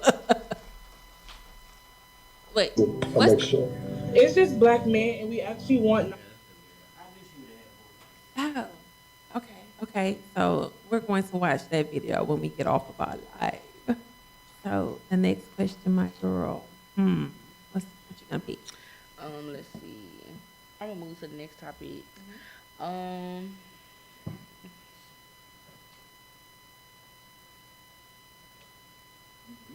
It's so That's many. why I said these. They're These so are some good juicy. ones. You don't understand. They're juicy. Is struggle love romantic or just struggle? That's a good one. You know, I would say this. Speaking from personal experience, one thing that my ex always says is, we sleep on the floor together. He feels like that. He feels like us sleeping on the floor together and him sleeping on the floor when he had the option to go sleep in his bed or sleep at his mom's house or sleep at his sister's house is showing loyalty to me. Whatever. I didn't ask for that. You wanted to be there to make sure no other nigga was there. That's how I felt. No other nigga was gonna be there because I didn't give a fuck at that time. So let me say this. Struggle love. I'm not at this point in my life, I'm not with struggle love. Yeah. Like I don't feel like struggle love is romantic. I feel like it's survival. And I Yeah. don't want to survive, I want to live. So yeah. I feel like struggle love was too romanticized. Like the point of it, to a certain extent, makes sense because they're basically saying we're not gonna always have the sunshine and rainbows and lollipops. You're gonna get those rainstorms and those hurricanes. Can you stick it through with me? But it got to a point where in our community it was glamorized and like, oh yeah, that bitch stayed down with me. But it's like it gets to a point where you staying down is not on that person you're with, it's on you. Because you have to want to grow and elevate. But you're going to have those seasons where, you know, it's not always together. It's not always picture perfect. But that don't mean you can sit in it. And most people, they sit in it, they glamorize it, and they think that should be cool. Like, no. Which is why most black women feel like they got to go through some shit to prove a person loves them. Like, no. Yeah, like strong black women. Like, I don't want to no. be the strong black woman. I want to be a damsel too. You know what I'm Shit. saying? So Please. No other race. No. Fuck No. Black and they'll women, kill your listen, ass too and kill Black them women kids. didn't even create the strong black woman narrative. A whole nother race created that shit, Literally. put it out there, and then every woman is a strong black woman. And I'm just like, hold on, wait. No. Not only did y'all take our men, y'all created us to be the men, then turned around and started putting our men against us. And it's a lot of our men that are falling for it. And And, then- it's like, we didn't create that narrative. And then y'all say they submissive, but them hoes have no loyalty. Most white women are not loyal. Like, yeah, will she's send your ass submissive, to jail. but she will backdoor the fuck out of you. She's fucking You on would your partner you would right go now. to jail. Like, Hold on, what was the black man? A year and a half, 2 years ago, black man was dating a white woman. And he was on the internet displaying his public fucking she killed hatred. him. She killed him. Oh, my mama. She killed him. He was displaying his That was a- hatred for black women. that was a TikTok couple. And she killed his ass, and she got away with it because her daddy was the sheriff in the town. Mm-hmm. She Killed his got away ass. with it. Still And I'm not dead. saying that's all cases, because there are some interracial couples that survive, beautiful kids, beautiful families, and they love, but those are the ones who really love each other. Some people be dating your ass for an agenda. Just like it's been plenty of black women that have dated white men or gone on dates with white men and ended up dead, ended up being abused, ended up being raped, all types of shit. So I'm just saying, sold. I'm just saying, I've seen. Shit, We nobody. don't he, nobody know. From what it was told, he pissed her off and did something. Yeah, and this was just the day before, Yeah. 2 days before he died. Died. He was on Facebook talking about how he Yeah, hates black he women. was saying he hated black women. He'll never date He- a black I woman. would never date a darkie. Yeah, I never dated a darkie. It was a lot. And then shit, he was dead a day or so later. And guess what? In the comments, a whole bunch of black women said, "I'm gonna mind my business." Yeah, that was like. But oh, my had business. you gone hard for us, we would have went hard for you. And I Yeah. think that's what's missing. And I'm not. Don't get me wrong. The more everybody's in there on their own level when it comes to their spiritual journey. But where I'm at right now, I'm gonna say that if black women had more protection and respect, the rightful shit would be happening. I feel like the black family getting back together is the five families' biggest fear. The black community honing back in and creating our own communities, our own cul-de-sacs, our own little family loops, like selling, buying, trading our own shit. That is their biggest fear. Well, I would say, like, just off TikTok, you can kind of see it's happening. Like, it's so many black families on there, and they really, like, they show the real, they show the truth, they show the honest. So it's like, you see it happening. I just think that it's not in our face as much as it should be. But it's Nobody wants to definitely, believe it. like, it's definitely happening. It's occurring. It's a lot of hard It's working. AI. They think like, everything yeah, is yeah, AI. I think everything AI. But it's Everything is it's a fake. lot of hard working black men out there, baby, taking care of them households. Them wives A is lot of happy. them. You know what I'm saying? Like, yes. And it's a lot of the they're happy content and creators familiar. too. Yeah. A lot of the content creators are bringing back the black family dynamic. That's why I hate it so bad. The latest buzz. I just told my girl. Well, no, I'm gonna tell my girl. I told E, but he's gone now. So, the Christy Sarah and Desmond Scott. I Like, seen that. first of all, for them to divorce is unbelievable to me. I've seen so many conspiracy theories. I don't know how to feel about that one. I seen something about that Jehovah Witnesses, and the only way they could divorce is if he said infidelity, and that's why that happened. But I don't know for real. And I haven't even heard that, but I have to look into it. But Yeah. from what I heard, he had been asking for the past 2 years for them to go their separate ways. She didn't want to do it because they've been together since they were in middle school, high school.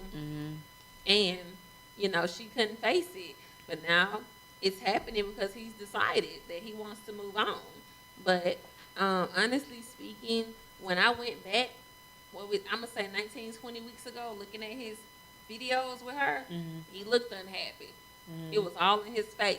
Like, And then I feel like men kind of tell women, but they brush it off because, I mean, you're a man. What are you unhappy for? And I hate to say it like that, but it's kind of like most men don't feel comfortable kind of communicating that.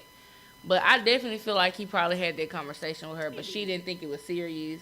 Because, I mean, if you look at their relationship off TikTok, it seems so playful because he's always like, Christy! Like, it's always so over the top and melodramatic. So, she probably thinking he joking. but And- have you noticed that in the last 3-4 months, he has not been saying Christy. He just Yeah, looks. I have noticed. He just has like this look on his face Yeah, like, like- he's tired of this like shit. he do like, that deadpan look like. But then when y'all go to his page, and he's just in his element cooking, he's he so does not act peaceful like now. that. He looks so He peaceful. does He's not so act like it at all. peaceful. Yeah. I'm just gonna say, maybe his sacrifice was because she wanted it, and that's not who he They was. said her stage, his prison.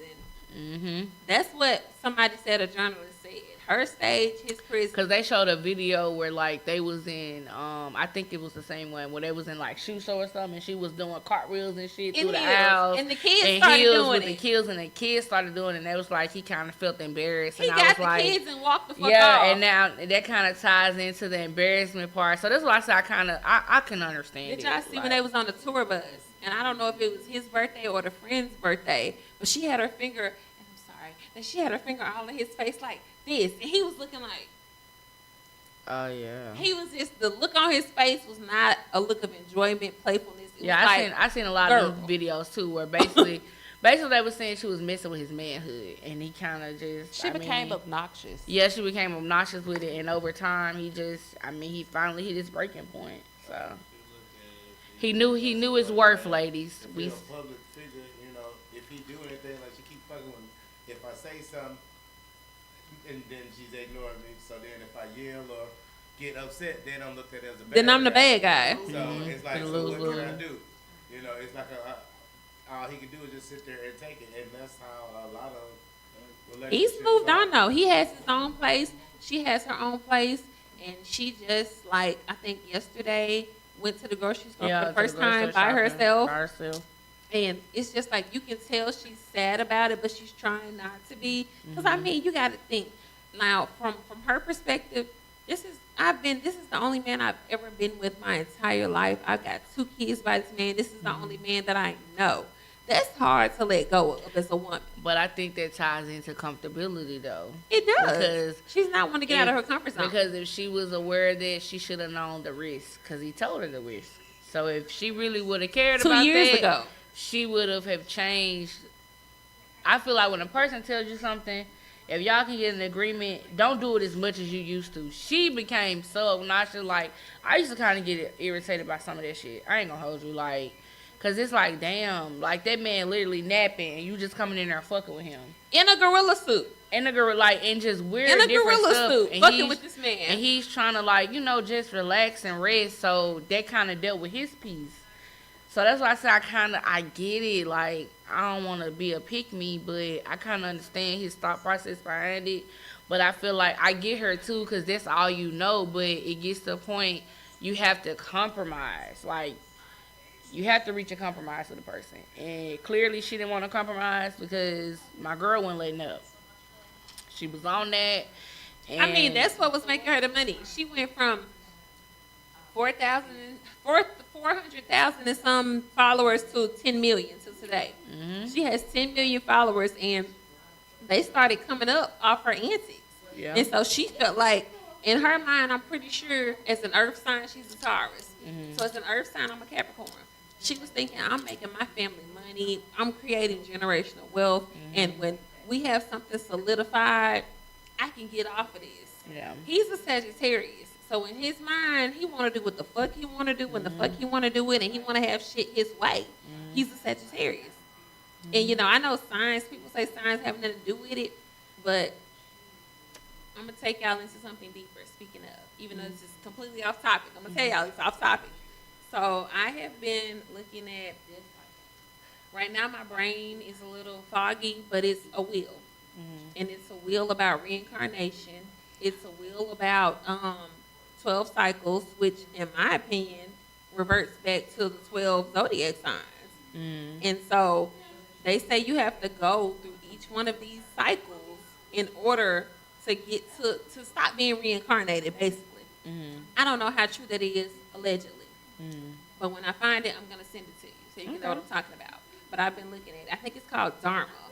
I think that's what it's called. But it's a wheel. And it says... You said Dharma? Yeah. That sounds so familiar. I hadn't heard that somewhere. I think I heard that on It's like- Moana. Yeah, it's like in Buddhism. But it's called the Wheel of Dharma. I think that's what it's called. It's like Indian, like Hinduism. Yeah, and I have Yeah, to find it so I can send it to you. Please do. But it's so rare. Mhm. It's so rare, but it makes so much sense because it's like how you have these. It talks about past lives and it relates them with deja vu. So it's like that's why shit feels so familiar. You see somebody in public, they feel so familiar. They look so familiar. Because you didn't see them in You the don't past meet- life. Yeah, you don't meet anyone on purpose. Shit like that. It's shit like that. So I'm gonna send it to you. Okay. So okay. So we gotta move on, my girl. Let's move on.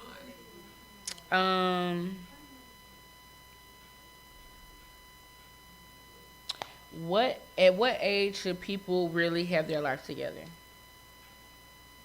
I feel like that's like you just never know because it's 20-something-year-olds that haven't moved out of their parents' homes, and I feel like with the black community that is such a stigma. I feel like when your child is ready, they can move out. When your child is ready, and I'm talking about financially ready, mentally ready, physically ready, emotionally ready to move out. Like the black community is the only community where you got to move out when you're 18, 19, and 20. Exactly. That's the only community from Chinese to freaking Hispanic, like Indian. These people, the grandparents, the parents stay with you the whole freaking time because they take care of your kids. And then when your kids get old enough, they go to college and you take care of your parents. And then your kids come back and take care of you, or their kids come back and take care of you, however they go. I was just gonna say I feel like it depends on the race because black people, we're not set up successfully as black individuals. We debated about that when like I was in high school. I would never forget that shit because they was basically saying like they would leave their kids out to dry, and I was just like, as a person that's been kind of put in that same position, I wouldn't want my kids to feel like that. I want to set you up for success so you can set your kids up success to change the narrative of our bloodline. But most black people, they have that mentality. When you 18, you grown, figure that shit out. And it's like, you didn't have it together, so why would I have to? Like, and that's so fucked up because most other races, they're working together. People love to joke about Mexicans living in the same house, building money, Iranians, Arabs, but that makes sense. Yeah. Like, why not get a house together, everybody Party pitch together. in and save our money, and then when we finally feel like, okay, yeah, I want to fly, branch off, now I branch off. Exactly. But instead, as black people, we got to jump off the fucking porch, and then you wondering why you getting what you get. Guess what? Guess Like- what though, y'all? Guess what that stems from? Slavery. I was just going to say Exactly. that. Slavery. Stems from Yeah. slavery. It was a book written about how to keep black people poor and how to keep black people in their place. And they said keep them against one another, keep them wanting to be crabs in a bucket, and keep the man out of the house. Oh, I'm a strong black woman. I don't need a man. That shit is when I tell They're you, still doing it today. Yeah, it's a you spell. can't get on no type of government assistance if that man live with you. and then if he You do can't live with get you, on you gotta no put type of him government on child support Yeah, you got to put him on child support just to get just it. to get whatever you need. Or you got to allow like he don't live there. He got to Exactly. use somebody else's address. Like, and what's so crazy, them white people ain't doing all that. They ass getting assistance too. Exactly. Like, They that's own why- assistance more than us. Statistically, Literally. it's more Caucasian people on government assistance. trailer park trash. That's what we You call know, they them. think it's a difference, but it's not a difference to me. Y'all embezzle the money, we play the government. Oh well. We both doing the same Whoop-de-doo. shit. Just in So a different we way. can be niggas, but they can't be trailer park trash. I mean, that's the Whoop-de-doo. truth. Whoop de fucking do. Shit. Oh well. Okay, y'all. So, I'm going to skip over to the next couple of topics. Our podcast, The New Therapy, Culture, Social Media, in Today's World.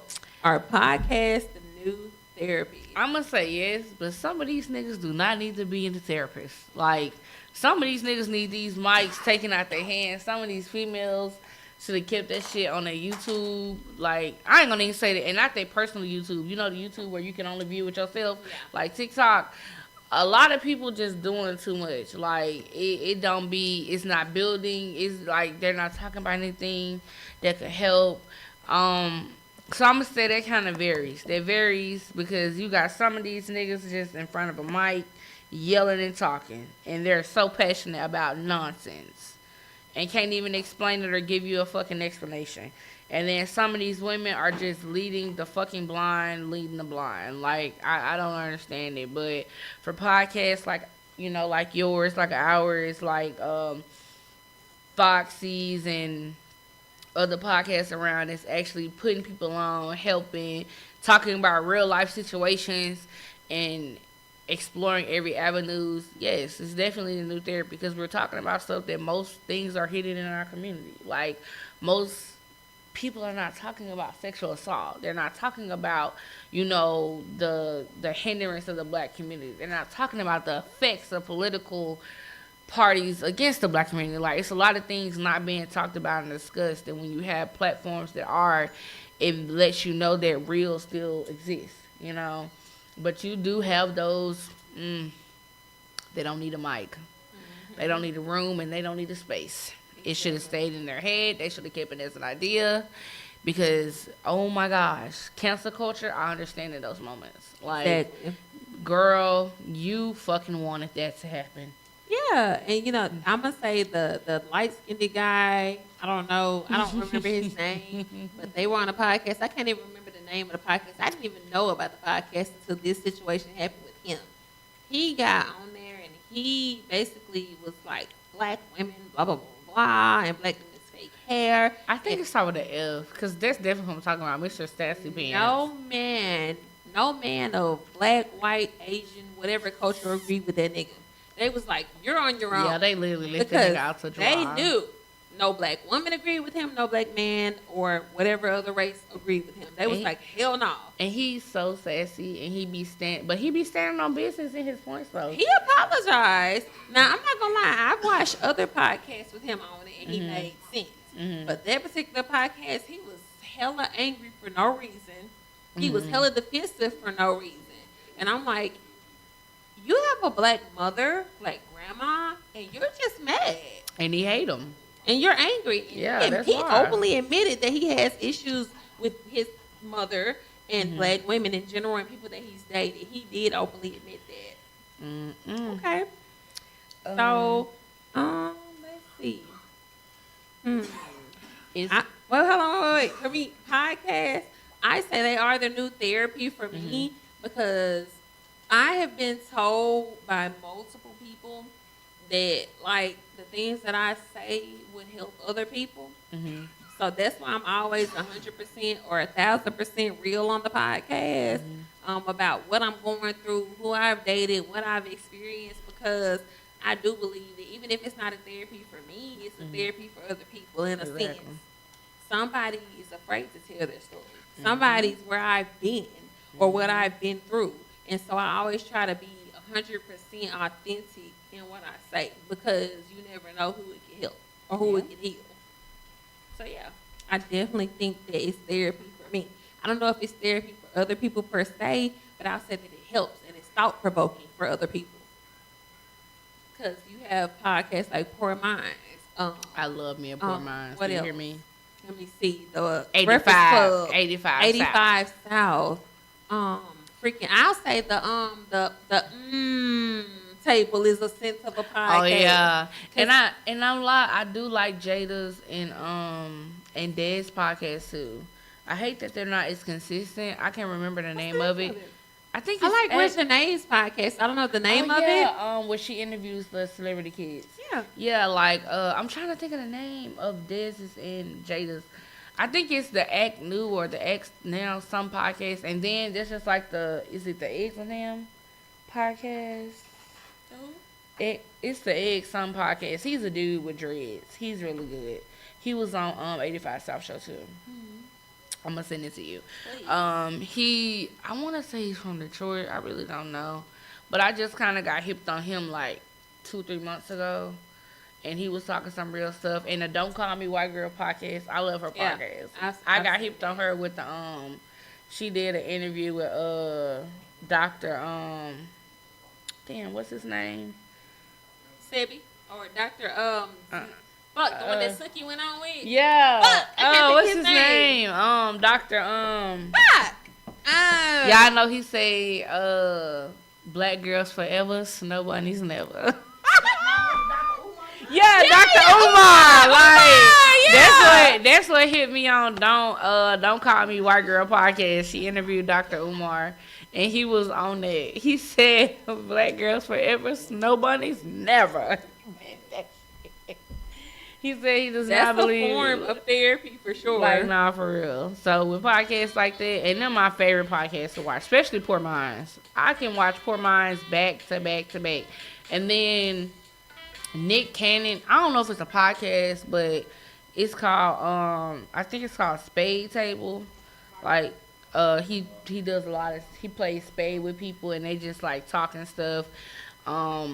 I do love watching a lot of Nick Cannon podcasts now. Club Shay. I like Club Shay. Yeah. Club Depends Shay, on another who's good there. one. I like Club He Shay. just had Kevin Gates. I can't wait to watch that. That's Listen, gonna be good. That was a good one because, listen, I am not just a Kevin Gates fan, but I am a Kevin Gates realist. Because when he says real shit, I tune in. It's not about who's issuing the information. It's about if the information is authentic or resonates with me. That's how I feel. If it doesn't resonate with me in the moment, maybe it might resonate with me later. But also, I'm gonna say Drika. I watch Drika on all social media. So whenever she comes out and she speaks, I listen. Yeah. And you can tell that he is the way he is because of Drika. He is the way he is because of her. She made him a better man so he can go and be a better man to the next person. And I mean, even if that path leads back to them, I'm I just hope being so. a realist. Like, I feel like that's his true love. Yeah, 'cause And I'm I not feel gonna like lie. they made each other better. he don't look right with nobody but her to me. I'm nobody sorry. but Drika. And I hate that, but that's really how I feel. I feel like they really are true soulmates. But like, you know, everybody have those moments, you know. But I Absolutely. feel like with Club Shay Shay, Cat Williams, Oh, he came that through was and the best. that was the bomb. That was the best You hear interview. me? And it was so good. I got an unreleased song. I put a bar in there off of that interview because people call that man cynical, and everything he said was the damn truth. Like, he told not one lie in that interview. Cat Williams, Eddie Griffin, and Dave Chappelle, I feel like they tell the most truth. They are so bluntly honest, and it's crazy. So honest. They're the only Monique, too. I feel like they're the only comedians plus her, like, and I'm gonna say some more too. I'll just say some more. In Yeah. the industry where like they didn't lose themselves, they didn't Exactly. lose their soul, They they are didn't who lose they their are. respect. Like they stood in who they are, and that's why they went through what they went through so much in the industry because they wasn't changing. And then another one, Earthquake. Tiffany Haddish, Earthquake, Lavelle. Mhm. Yeah, Like- I say it's a couple of them. And they go against the grind all the time and still Yeah. succeed. Like, they're still successful comedians to this day, Cause I don't know if y'all and heard most about. of them are independent. Yeah, Dave Chappelle. Dave Chappelle said he took his family to Africa because he was like, these niggas trying to kill me. He was like, me and my family went to Africa for so many amount of years because I don't know if y'all remember, but when I was growing up, middle school, high school, they had the Chappelle show. Yeah. And that shit was popular as hell. Like, I want to piss on you, T.I. up, drip, drip, drip. Like, Everybody, that shit is in my memory. Their favorite, It's in my memory. That Rick James, Prince, that Rick James, Prince, what they call him? Skit was everybody's Yes. favorite. Like, I'm Rick James, bitch. Like, this man He was was part different. of my childhood growing up. And it was funny.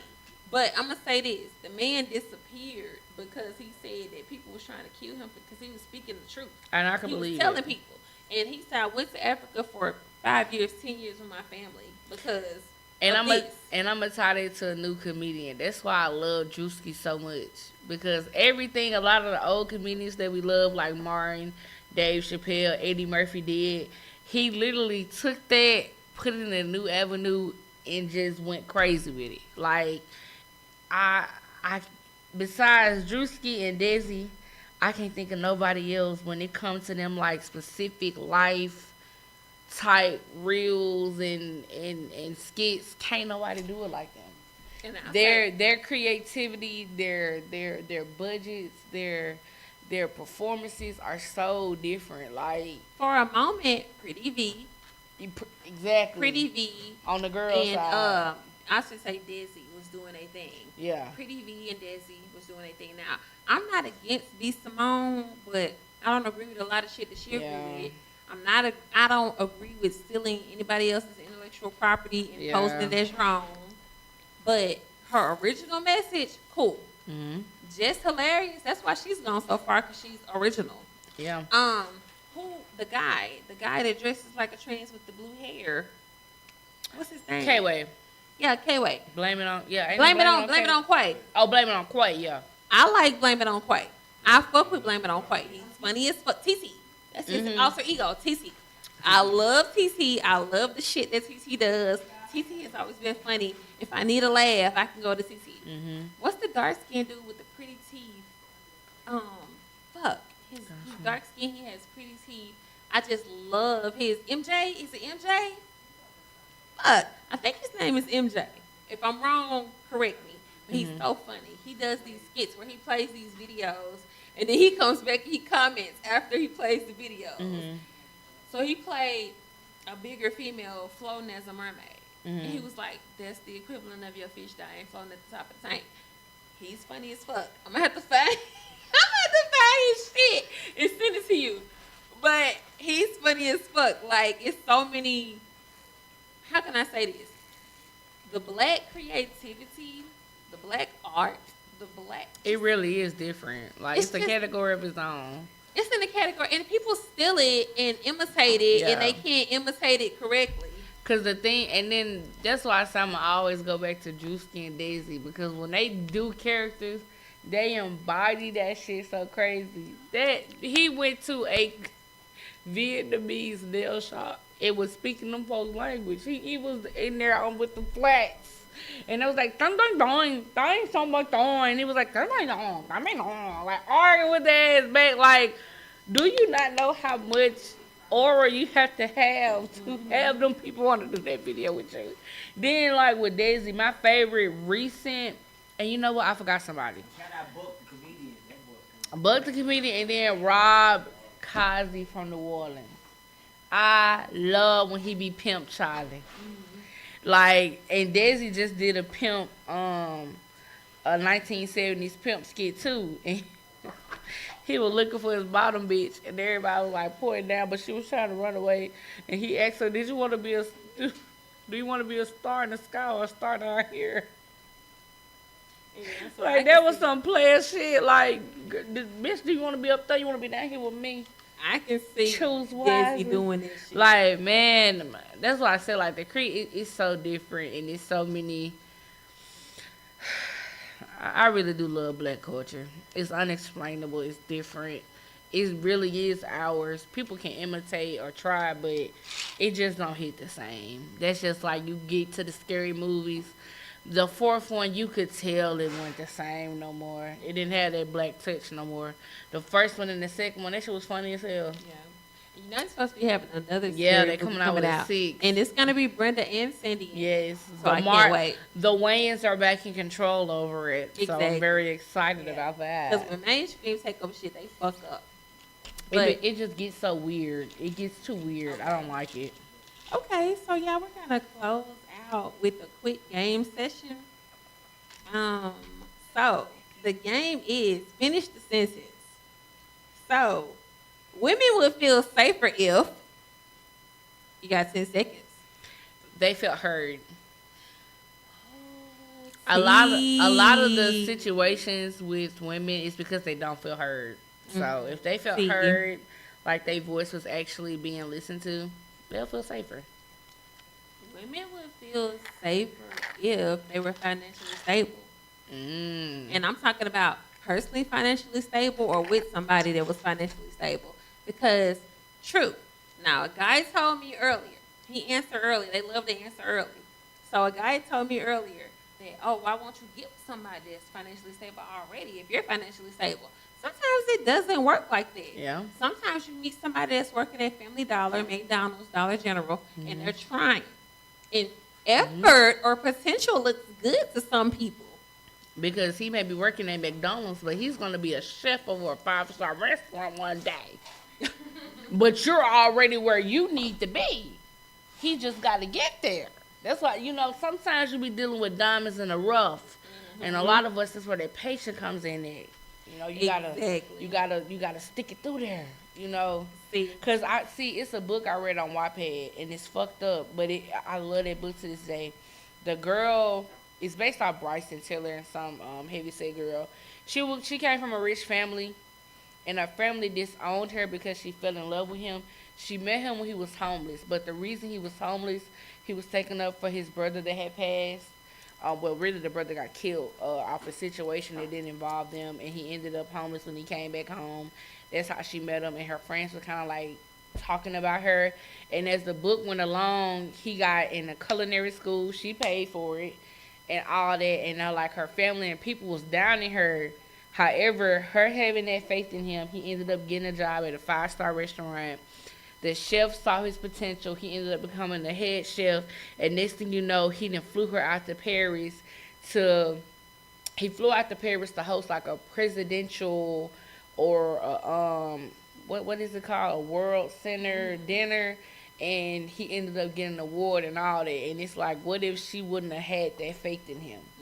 You know what I'm saying? What if she would have gave up on him before they got to that point? So a lot of the times you just be dealing with diamonds in the rough, and it's vice versa. Niggas do it too. Like, most people telling you she a gold digger, but in reality, that's just how she had to hustle. You know what I'm saying? Like, so survival versus living. Survival versus living. Like, sometimes you meet people when they're surviving, and they haven't been elevated yet to where they can live or exist. You get what I'm saying? So, yeah, like, that shit be deep. And I reread that book so much, y'all, because, oh, my goodness. Like, she really stayed down with that man. And when he could give her the world, he gave her the world and the heavens. And you know what I'm saying? I've read plenty of books like that. I've looked at plenty of stories like that, from the Lifetime stories to the true crime stories to the whatever. Like, even podcasts that I listen to today, like, you have people that are still loyal out here. You have people that are still willing and ready.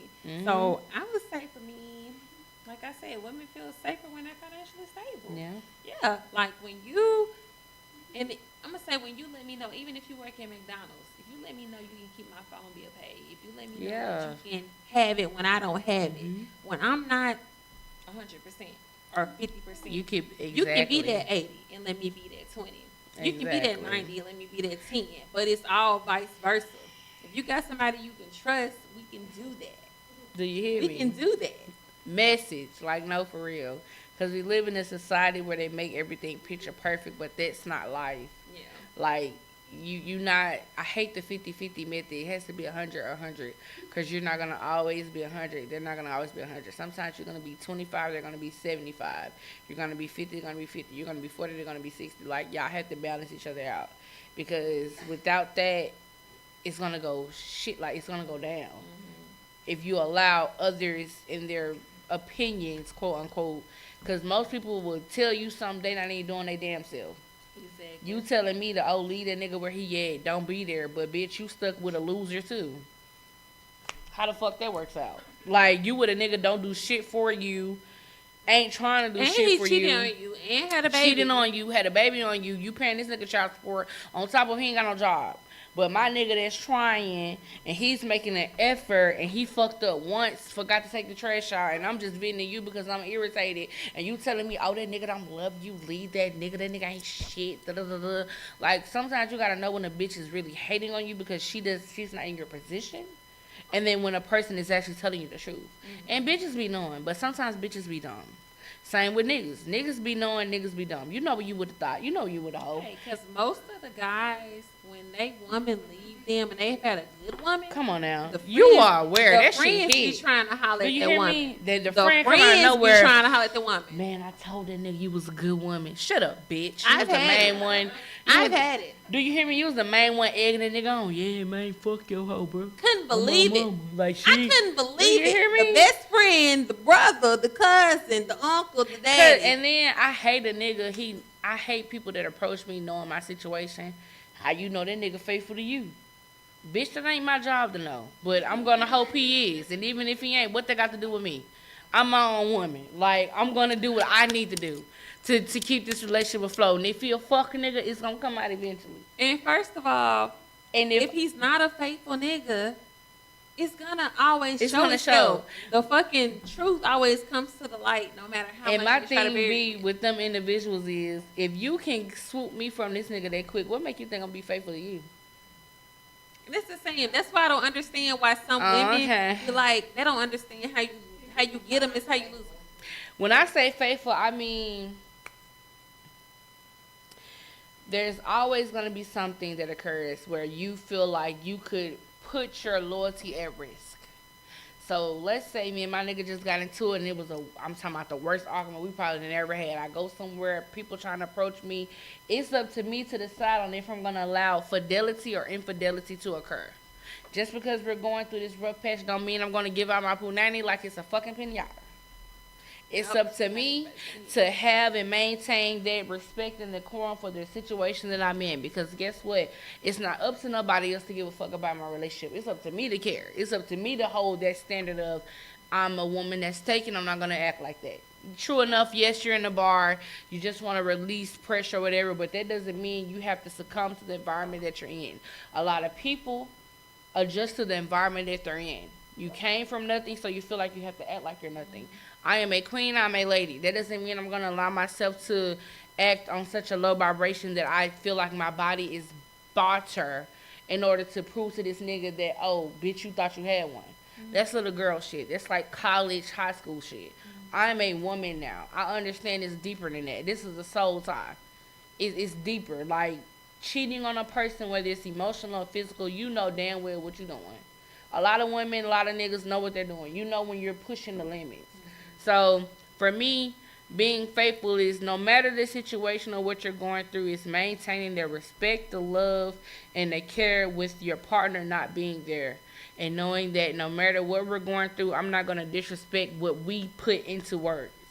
I said I wasn't going to cheat. I said that you were the only one I was going to be with. You're the only one I'm going to fuck. You're the only one I'm going to suck. You're the only one I'm going to be in this intimate relationship with. So no matter what we go through, I can't renege on that. Even if you did some stupid shit. And stupid don't necessarily mean cheating, but you could have pushed another limit of mine. But that doesn't mean because we had one bicker or one moment of where I feel like you didn't reach my goal or my expectation that I'm just going to say fuck it all. Which is what a lot of women do. I used to do it too. Yeah, like some women do it. They feel like one thing isn't met, so they can just say fuck it all. But you're ruining the foundation and you're ruining trust. Once you crumple a piece of paper, that shit don't get back straight. It's gonna forever be crumpled. So that's kind of like with trust. Once you break trust, you can't get it back. Like, it'll never be the same. They may lie to you like it will, but it will never be the same. It's gonna always be a veil that's gonna be broken and gonna be tarnished. And you know it, and you know it because you feel it. It's an energy. You can tell. And you may ignore the shit the best of your ability, but you gonna know that shit ain't the same no more. And see, I'm gonna say understanding. Yeah. Like, if you have an understanding in your relationship from the beginning or the middle or the whatever, whenever you discuss your understanding or whenever you get like, hey, I'm gonna be fucking other people. I want you to accept these other people. And like, if that's your understanding, then that's your understanding. I feel like each relationship has an understanding, whether it's a friendship, whether it's a relationship, a situationship, a fuckship, ships. They Whatever be selling. ship you choose. And that they motherfucker selling. only sink when you decide to abandon ship. So I just feel like whatever your situationship is, like, that's the understanding that you have. You have to have an understanding above anything. If you don't have an understanding that this is what we're doing, what was our last podcast? Just say that. Literally, just say Just that. say that. Like, if you want to fuck other people, just say that. Honesty is free. But what I don't feel is right is like, when you can fuck other people, but I can't fuck other people. Double And that's if I standards. want to fuck other people. Not to say every woman doesn't want to fuck other people. Some women just want to be like, who they're with, that's who they're with. But fuck that. If you fucking other people, why can't I fuck other people? That's why. And we just have an open relationship. Blueface. Why can't I? Blueface is a trigger for me. I don't care what nobody say. Any bitch that did with Blueface, you are so strong. You are on God's strong soldier list because he does shit intentionally to piss you off, irritate you, provoke you. I just can't do that. That's why I'm not gonna lie. I love seeing Stunner Girl with him. I was so against it. She is humbling that nigga. She met his match. He met his match with that He met bitch. his match He with her. said, "Bitch, what you talking about? We in a relationship. Ho, you got an ice block in your chest." What you No, doing? this bitch said we gonna She- see if he gonna be my Yeah, Valentine. she said we gonna see. He said, "Bitch, what you What talking you about? mean, my bitch? You are my Valentine." Valentine. I He's told so- you that. He's so tender He over her. emotional. He's never had a female stand up to him like that, and I love it because he clearly don't know that bitch. He don't know her And background. she for not real. even standing up to him. She just being her. She's being her, like. and she is him though. Twin. I'm talking about. Twin. I'm talking about Twin. female version. It's so scary, y'all. He literally. He's going to hurt Stunner Girl because She posted. she don't give a fuck. But see, She's what's so Blueface. fucked up? He think he gonna hurt her, and it ain't gonna go how he wants it. That bitch is a real. She's a real. If she put a She's bitch- really listen, like that. Listen, like, if she put a bitch in a cage and had niggas and bitches beat this bitch, she can put Blueface in a cage. that's what I'm saying. He ain't gonna ever that, and that's why I feel like he even. Since Blueface is so upfront and honest about the fact he's not dealing with multiple people, is he faithful? Fucking out, he not. See, with faithful. Stunner Girl- he lets it be known that he's dealing with other people. However, he tries to manipulate her into one. Basically, the same phone plan he gave to everybody else. He want her to get that same phone plan. She ain't going for that. But she though. not going for that because she told him like, you deal with other people when I'm not around you. I deal with other people when I'm not around you. So He don't like that. but when we get together, we know what it is. He don't like that. He likes to be honest, but when he's getting that same honesty in return, He can't accept he can't accept it. So that makes him unfaithful because he can't accept her. it. No. I feel like it does No. because I'm not gonna say unfaithful. It makes him hypocritical. Yeah, I was gonna say it makes him a hypocrite because if she's telling you from the beginning, Yeah, I accept that. He's if a she's hypocrite. telling you from the beginning, if y'all are telling each other from the beginning that hey, when we get together we have an understanding, but when we're not together, we're not around each other, we do our own thing. It's kind of like that's supposed to be a understood thing. Exactly, But when she with says him it getting back, mad and being publicly mad and putting it out there that he's mad, I feel like that's being hypocritical. Mm-hmm. But if you already knew and she already told you, and everybody's known how Stunner Girl is since before Baddies, if you were an associate or a fan before Baddies and during Baddies and after Baddies, everybody knows how Stunner Girl is. She's never put it out there that she's like a multi-man woman, but she's gonna do what she want to do. when she want to do it. And she's a Cancer. He don't like that. He don't like that. He don't like the fact that she's a free, flowing with the flow woman. Pisces, Cancer, and Scorpio, those are water signs. Flowing with the flow people. Me too, girl. I'm Hurry sorry, up. y'all. My bladder is. Hurry up. It's the drinks. I don't know what Marco put in these drinks or Liz put in these drinks, but damn. I understand he may not agree with everything she do, but I'm asking, in his position, regardless of whether he likes what she doing or not, is he considered a faithful person? Because Blueface has never been considered a faithful person to me. I don't consider him to be faithful. I feel like when you get with Blueface, you know what you're getting with. so he has an understanding. You just said that they have an understanding from the get-go. But you don't know his individual understandings. Now, he told us with Krishan, and Krishan told us, and Jaden Alexis told us that he already said he's going to date multiple women. But with Stunner Girl, it's like nothing has been defined. It's like they just came out of nowhere, and I'm assuming that he has the same stipulations. Yeah, it doesn't seem real to me. They had a song they dropped. So, based on your definition, Mhm. is he faithful or not? No, Blueface is not faithful. He's not somebody to be looked at as a faithful individual. He's, in my opinion, he's kind of like an Eazy-E. You get what you get because you know what you're getting. Anybody that's famous, you know what you're getting. So if they say, look, I'm gonna date multiple people, whether you like it or not, you can roll with it or you can't. That makes them unfaithful. I don't think he's unfaithful, but I think that he's an individual that you know that he's not going to be faithful to you. Yeah. maybe he would get to a point because he seems more tender.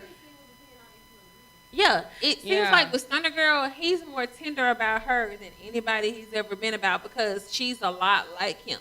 When you get that mirror in front of you and you like, damn, what I'm putting down, this person picking up, what I'm picking up, this person putting down, it's like she's not trying to be defiant to him. She's not trying to be disrespectful to him, but she is who she is, and he is who he is. So, Okay, so if we take her out of the picture, Mhm. she just got here.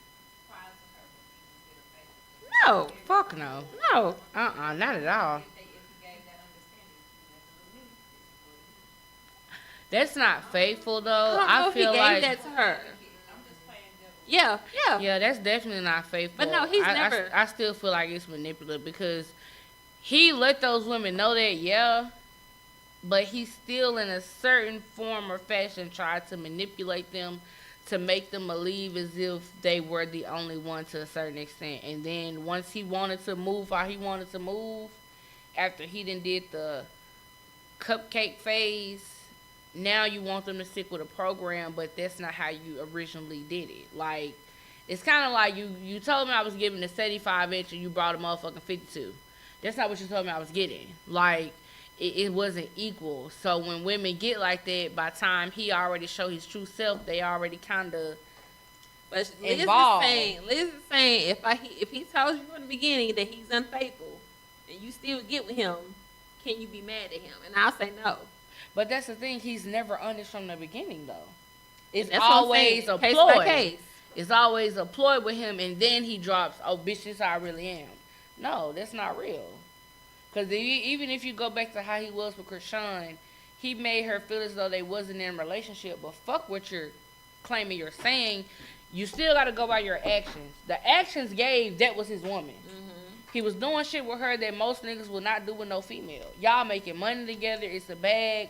You making her feel like she's emotionally secure. You're taking up. I mean, nigga went against her whole family. You went against her daddy to prove that you really gave a fuck about her. Daddy So ass, it's her kind of brother like ass. you went against your own family to prove that you loved her. So if you go off a person's actions and not what they say, people will tell you any motherfucking thing. But if your actions don't match up with what you're telling me, what do I go off of? Yeah. And that's why I kind of feel like most females get sucked into him because he's saying one thing, but his actions are proving he really gives a fuck about me. And it leaves them in a predicament to where it's like, ugh. But he's never straight up. He don't get straight up until he's over this shit or tired. And by then, it's too late. Like, he's never really been an honest person to me, in my opinion. He's never honest. Yeah. He's It's, unfaithful because he wasn't honest about it from the beginning. Yes, exactly. But if he had been honest about it from the beginning, Then it will be on the women because it's like, okay, you're accepting bullshit. so then that would mean he's considered because he was honest from the beginning. He's never honest from the beginning. I'm not gonna say. Oh, well, if he was, then yes, it would. I would definitely see that dilemma. But because I don't get them vibes from him. I've never seen the honesty from that point of view. I'm just gonna say nah. He's not an honest person. He's definitely manipulative, and he does shit to trigger women. Cause even when it came, I know we said we're gonna exclude Stunner, but even when it came to her, he asked her about a situation with the cage. Where he knows it's a case. Like, be for real. You a street nigga asking another street bitch about some street shit. You know she not gonna snitch on herself. She gonna plead the fifth. Like, be so fucking for real. He does shit to provoke That's kind of like people. saying, did you show up at Krishan's house with Jaden Alexis and try to have Jaden Alexis fight her, and then you tried to jump on her and she defended herself? Did you? Like, That's he I don't know. he does a lot of weird shit to me. And for him to be a street nigga, it don't be adding up. It be giving He's not. rat. It be giving rat to me. He's not. I've heard that dude with the private school. And I hate that because that's definitely what he portrays. You'll think that nigga real. What would he be saying? On crab. On crab. On crab. You said you are not that. You was raised in a good neighborhood. It's plenty of people that have said it. And then I didn't know his mom was a video vixen. Yeah. His mama, now listen, Clarissa, back in the day, she was that girl. I You didn't gotta know go back that. and look at the video vixen days with Superhead and all them. Like that, She was. Damn, she in a superhead. She's in the superhead era, and they was the video vixens. Like fine bitches. I know that So, was different. The closing question is going to be, what does peace look like to you right now? For me, peace is when the chaos exists, I am still. And what I mean by that is when life gives me fucking lemons and shit, I am creating lemonade and shampoo. I can't stress about it. Like, and it's so much going on in today's society that will leave your mind in a fucking whirlwind. And in your personal life that will leave you like, oh wow. What I said earlier, I'm on God's strong soldier list this year. You can't stress about it. Like, it's just as simple. I can't worry about what I can't change or control. So, peace for me is just being still in moments where I know I would normally lose it all and risk it all. Not doing that anymore. No longer crash out. Hey, I ran out of gas on you hoes. I'm my mama. Fuck you, bitch. Let your mama love you. Literally. Period. Too grown for Period. it. Fuck you, let your mama love you. And if she don't love you, you on the streets, bitch. I'll say for You on the me, streets. peace looks like just knowing myself, knowing what I can tolerate, knowing what I can't tolerate, knowing what I want, knowing what I don't want. And right now, I want a healthier me, a better me. Like, I want to be better for me, not for nobody else. Like, I want to feel good for me, not for nobody else. That's why I'm in the gym. This is my third week in the gym, y'all. Third week. And I'm about to start in the gym. Like, Third week in the gym. And I'm just like, y'all, I went in there. Normally, I get on the treadmill first. But this time, I stretched first. I did all of my little, my little core workouts first. And I was like, hold on, I'm sweating. So I was very excited. So, like, just the fact that I'm doing it for me. And, like, all of my people that know me, they like, you turned into a gym junkie, and I'm like, fucking right, you know what I'm saying? Like, fucking right. All week, my shit up in a ponytail, and I'm like, I'm finna go to the gym. I got my bag and my mat in the car. You're like, y'all, I'm serious about it. Like, give me 3 months, and every time y'all see me, it's gonna be a slimmer and fitter sassy. You feel me? Y'all. But I'm doing I it love it. for me. You know what I'm saying? I'm not doing it for no approval. I'm not doing it for no validation. I'm doing it because I want to feel better. I want to be better. You know, and when you get to that point in your life, I say, go for it. Like, y'all, I'm knocking on 40. So, I'm 2 years away from 40. You couldn't have told me that shit when I first met her. I don't know how to feel about it, but I'm here. I So thought we're we here. were the same age, and I realized we weren't the same age. And I was like, oh, fuck. When she realized I was my age, she was like, I couldn't believe it. I thought she was lying. I was like, oh, I'm being pranked. What the fuck is she talking about? What? She's not that old. That kind of, I was like, damn. Yeah, I look old in the face because you would think I'm her age. No bullshit. But girl, anyway. But I'm also losing weight, and I haven't gotten to the gym yet, but I'm about to start, so I'm kind of excited. That's why I be telling y'all. She's gonna join me. It's crazy. We are so aligned. It's scary. Like, We it dress really alike. is. We dress alike. From the colors.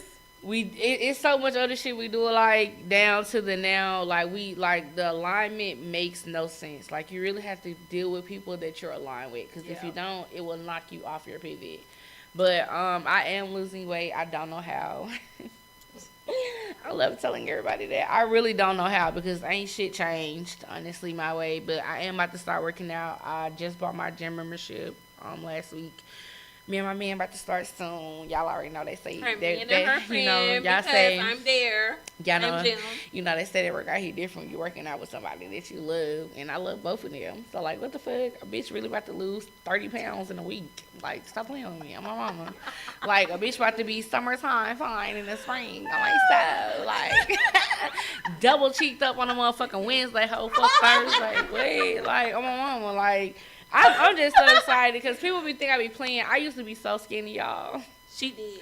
I used to be so little, the head was giving bobble. It didn't even match the neck. You know, now a bitch filled out like a motherfucking, Pillsbury dough biscuit, but it's okay, cause you know I'm gonna get back to that Coca-Cola bottle, and when I do, you bitches gonna be claiming BBL allegations, baby. We ain't even making that type We'll of money. never beat the allegations when we get right. I won't ever beat them allegations when I get this body right, tight, and then you know what I'm saying, you hoes gonna be mad in your feelings. Bother, cause your nigga staring ain't got shit to do with me. I'm just living my life on my mom, on myself. But nah, for real. Y'all, thank y'all so much for joining the Honey Listen Podcast. This is season 3, episode 5 of the Honey Listen Podcast, and it is called Undeniable. Undeniable. We've told the undeniable truth tonight. The crowd has told the undeniable truth tonight. We appreciate everybody's efforts, input, and all of that. Again, this is your girl. This is your host, Sassy Savage. You can call me whatever the fuck you want. Just don't call me a hater, because I ain't never been that shit. And look, I listen and I don't judge, but I do judge. But at the same time, I'm going to tell you I'm judging your ass, because I'm going to tell you why. This is why. Oh, okay. And it's your girl, Miss K-E-Y-B-R-E-Y. I'm a lady, Big Miss X and 1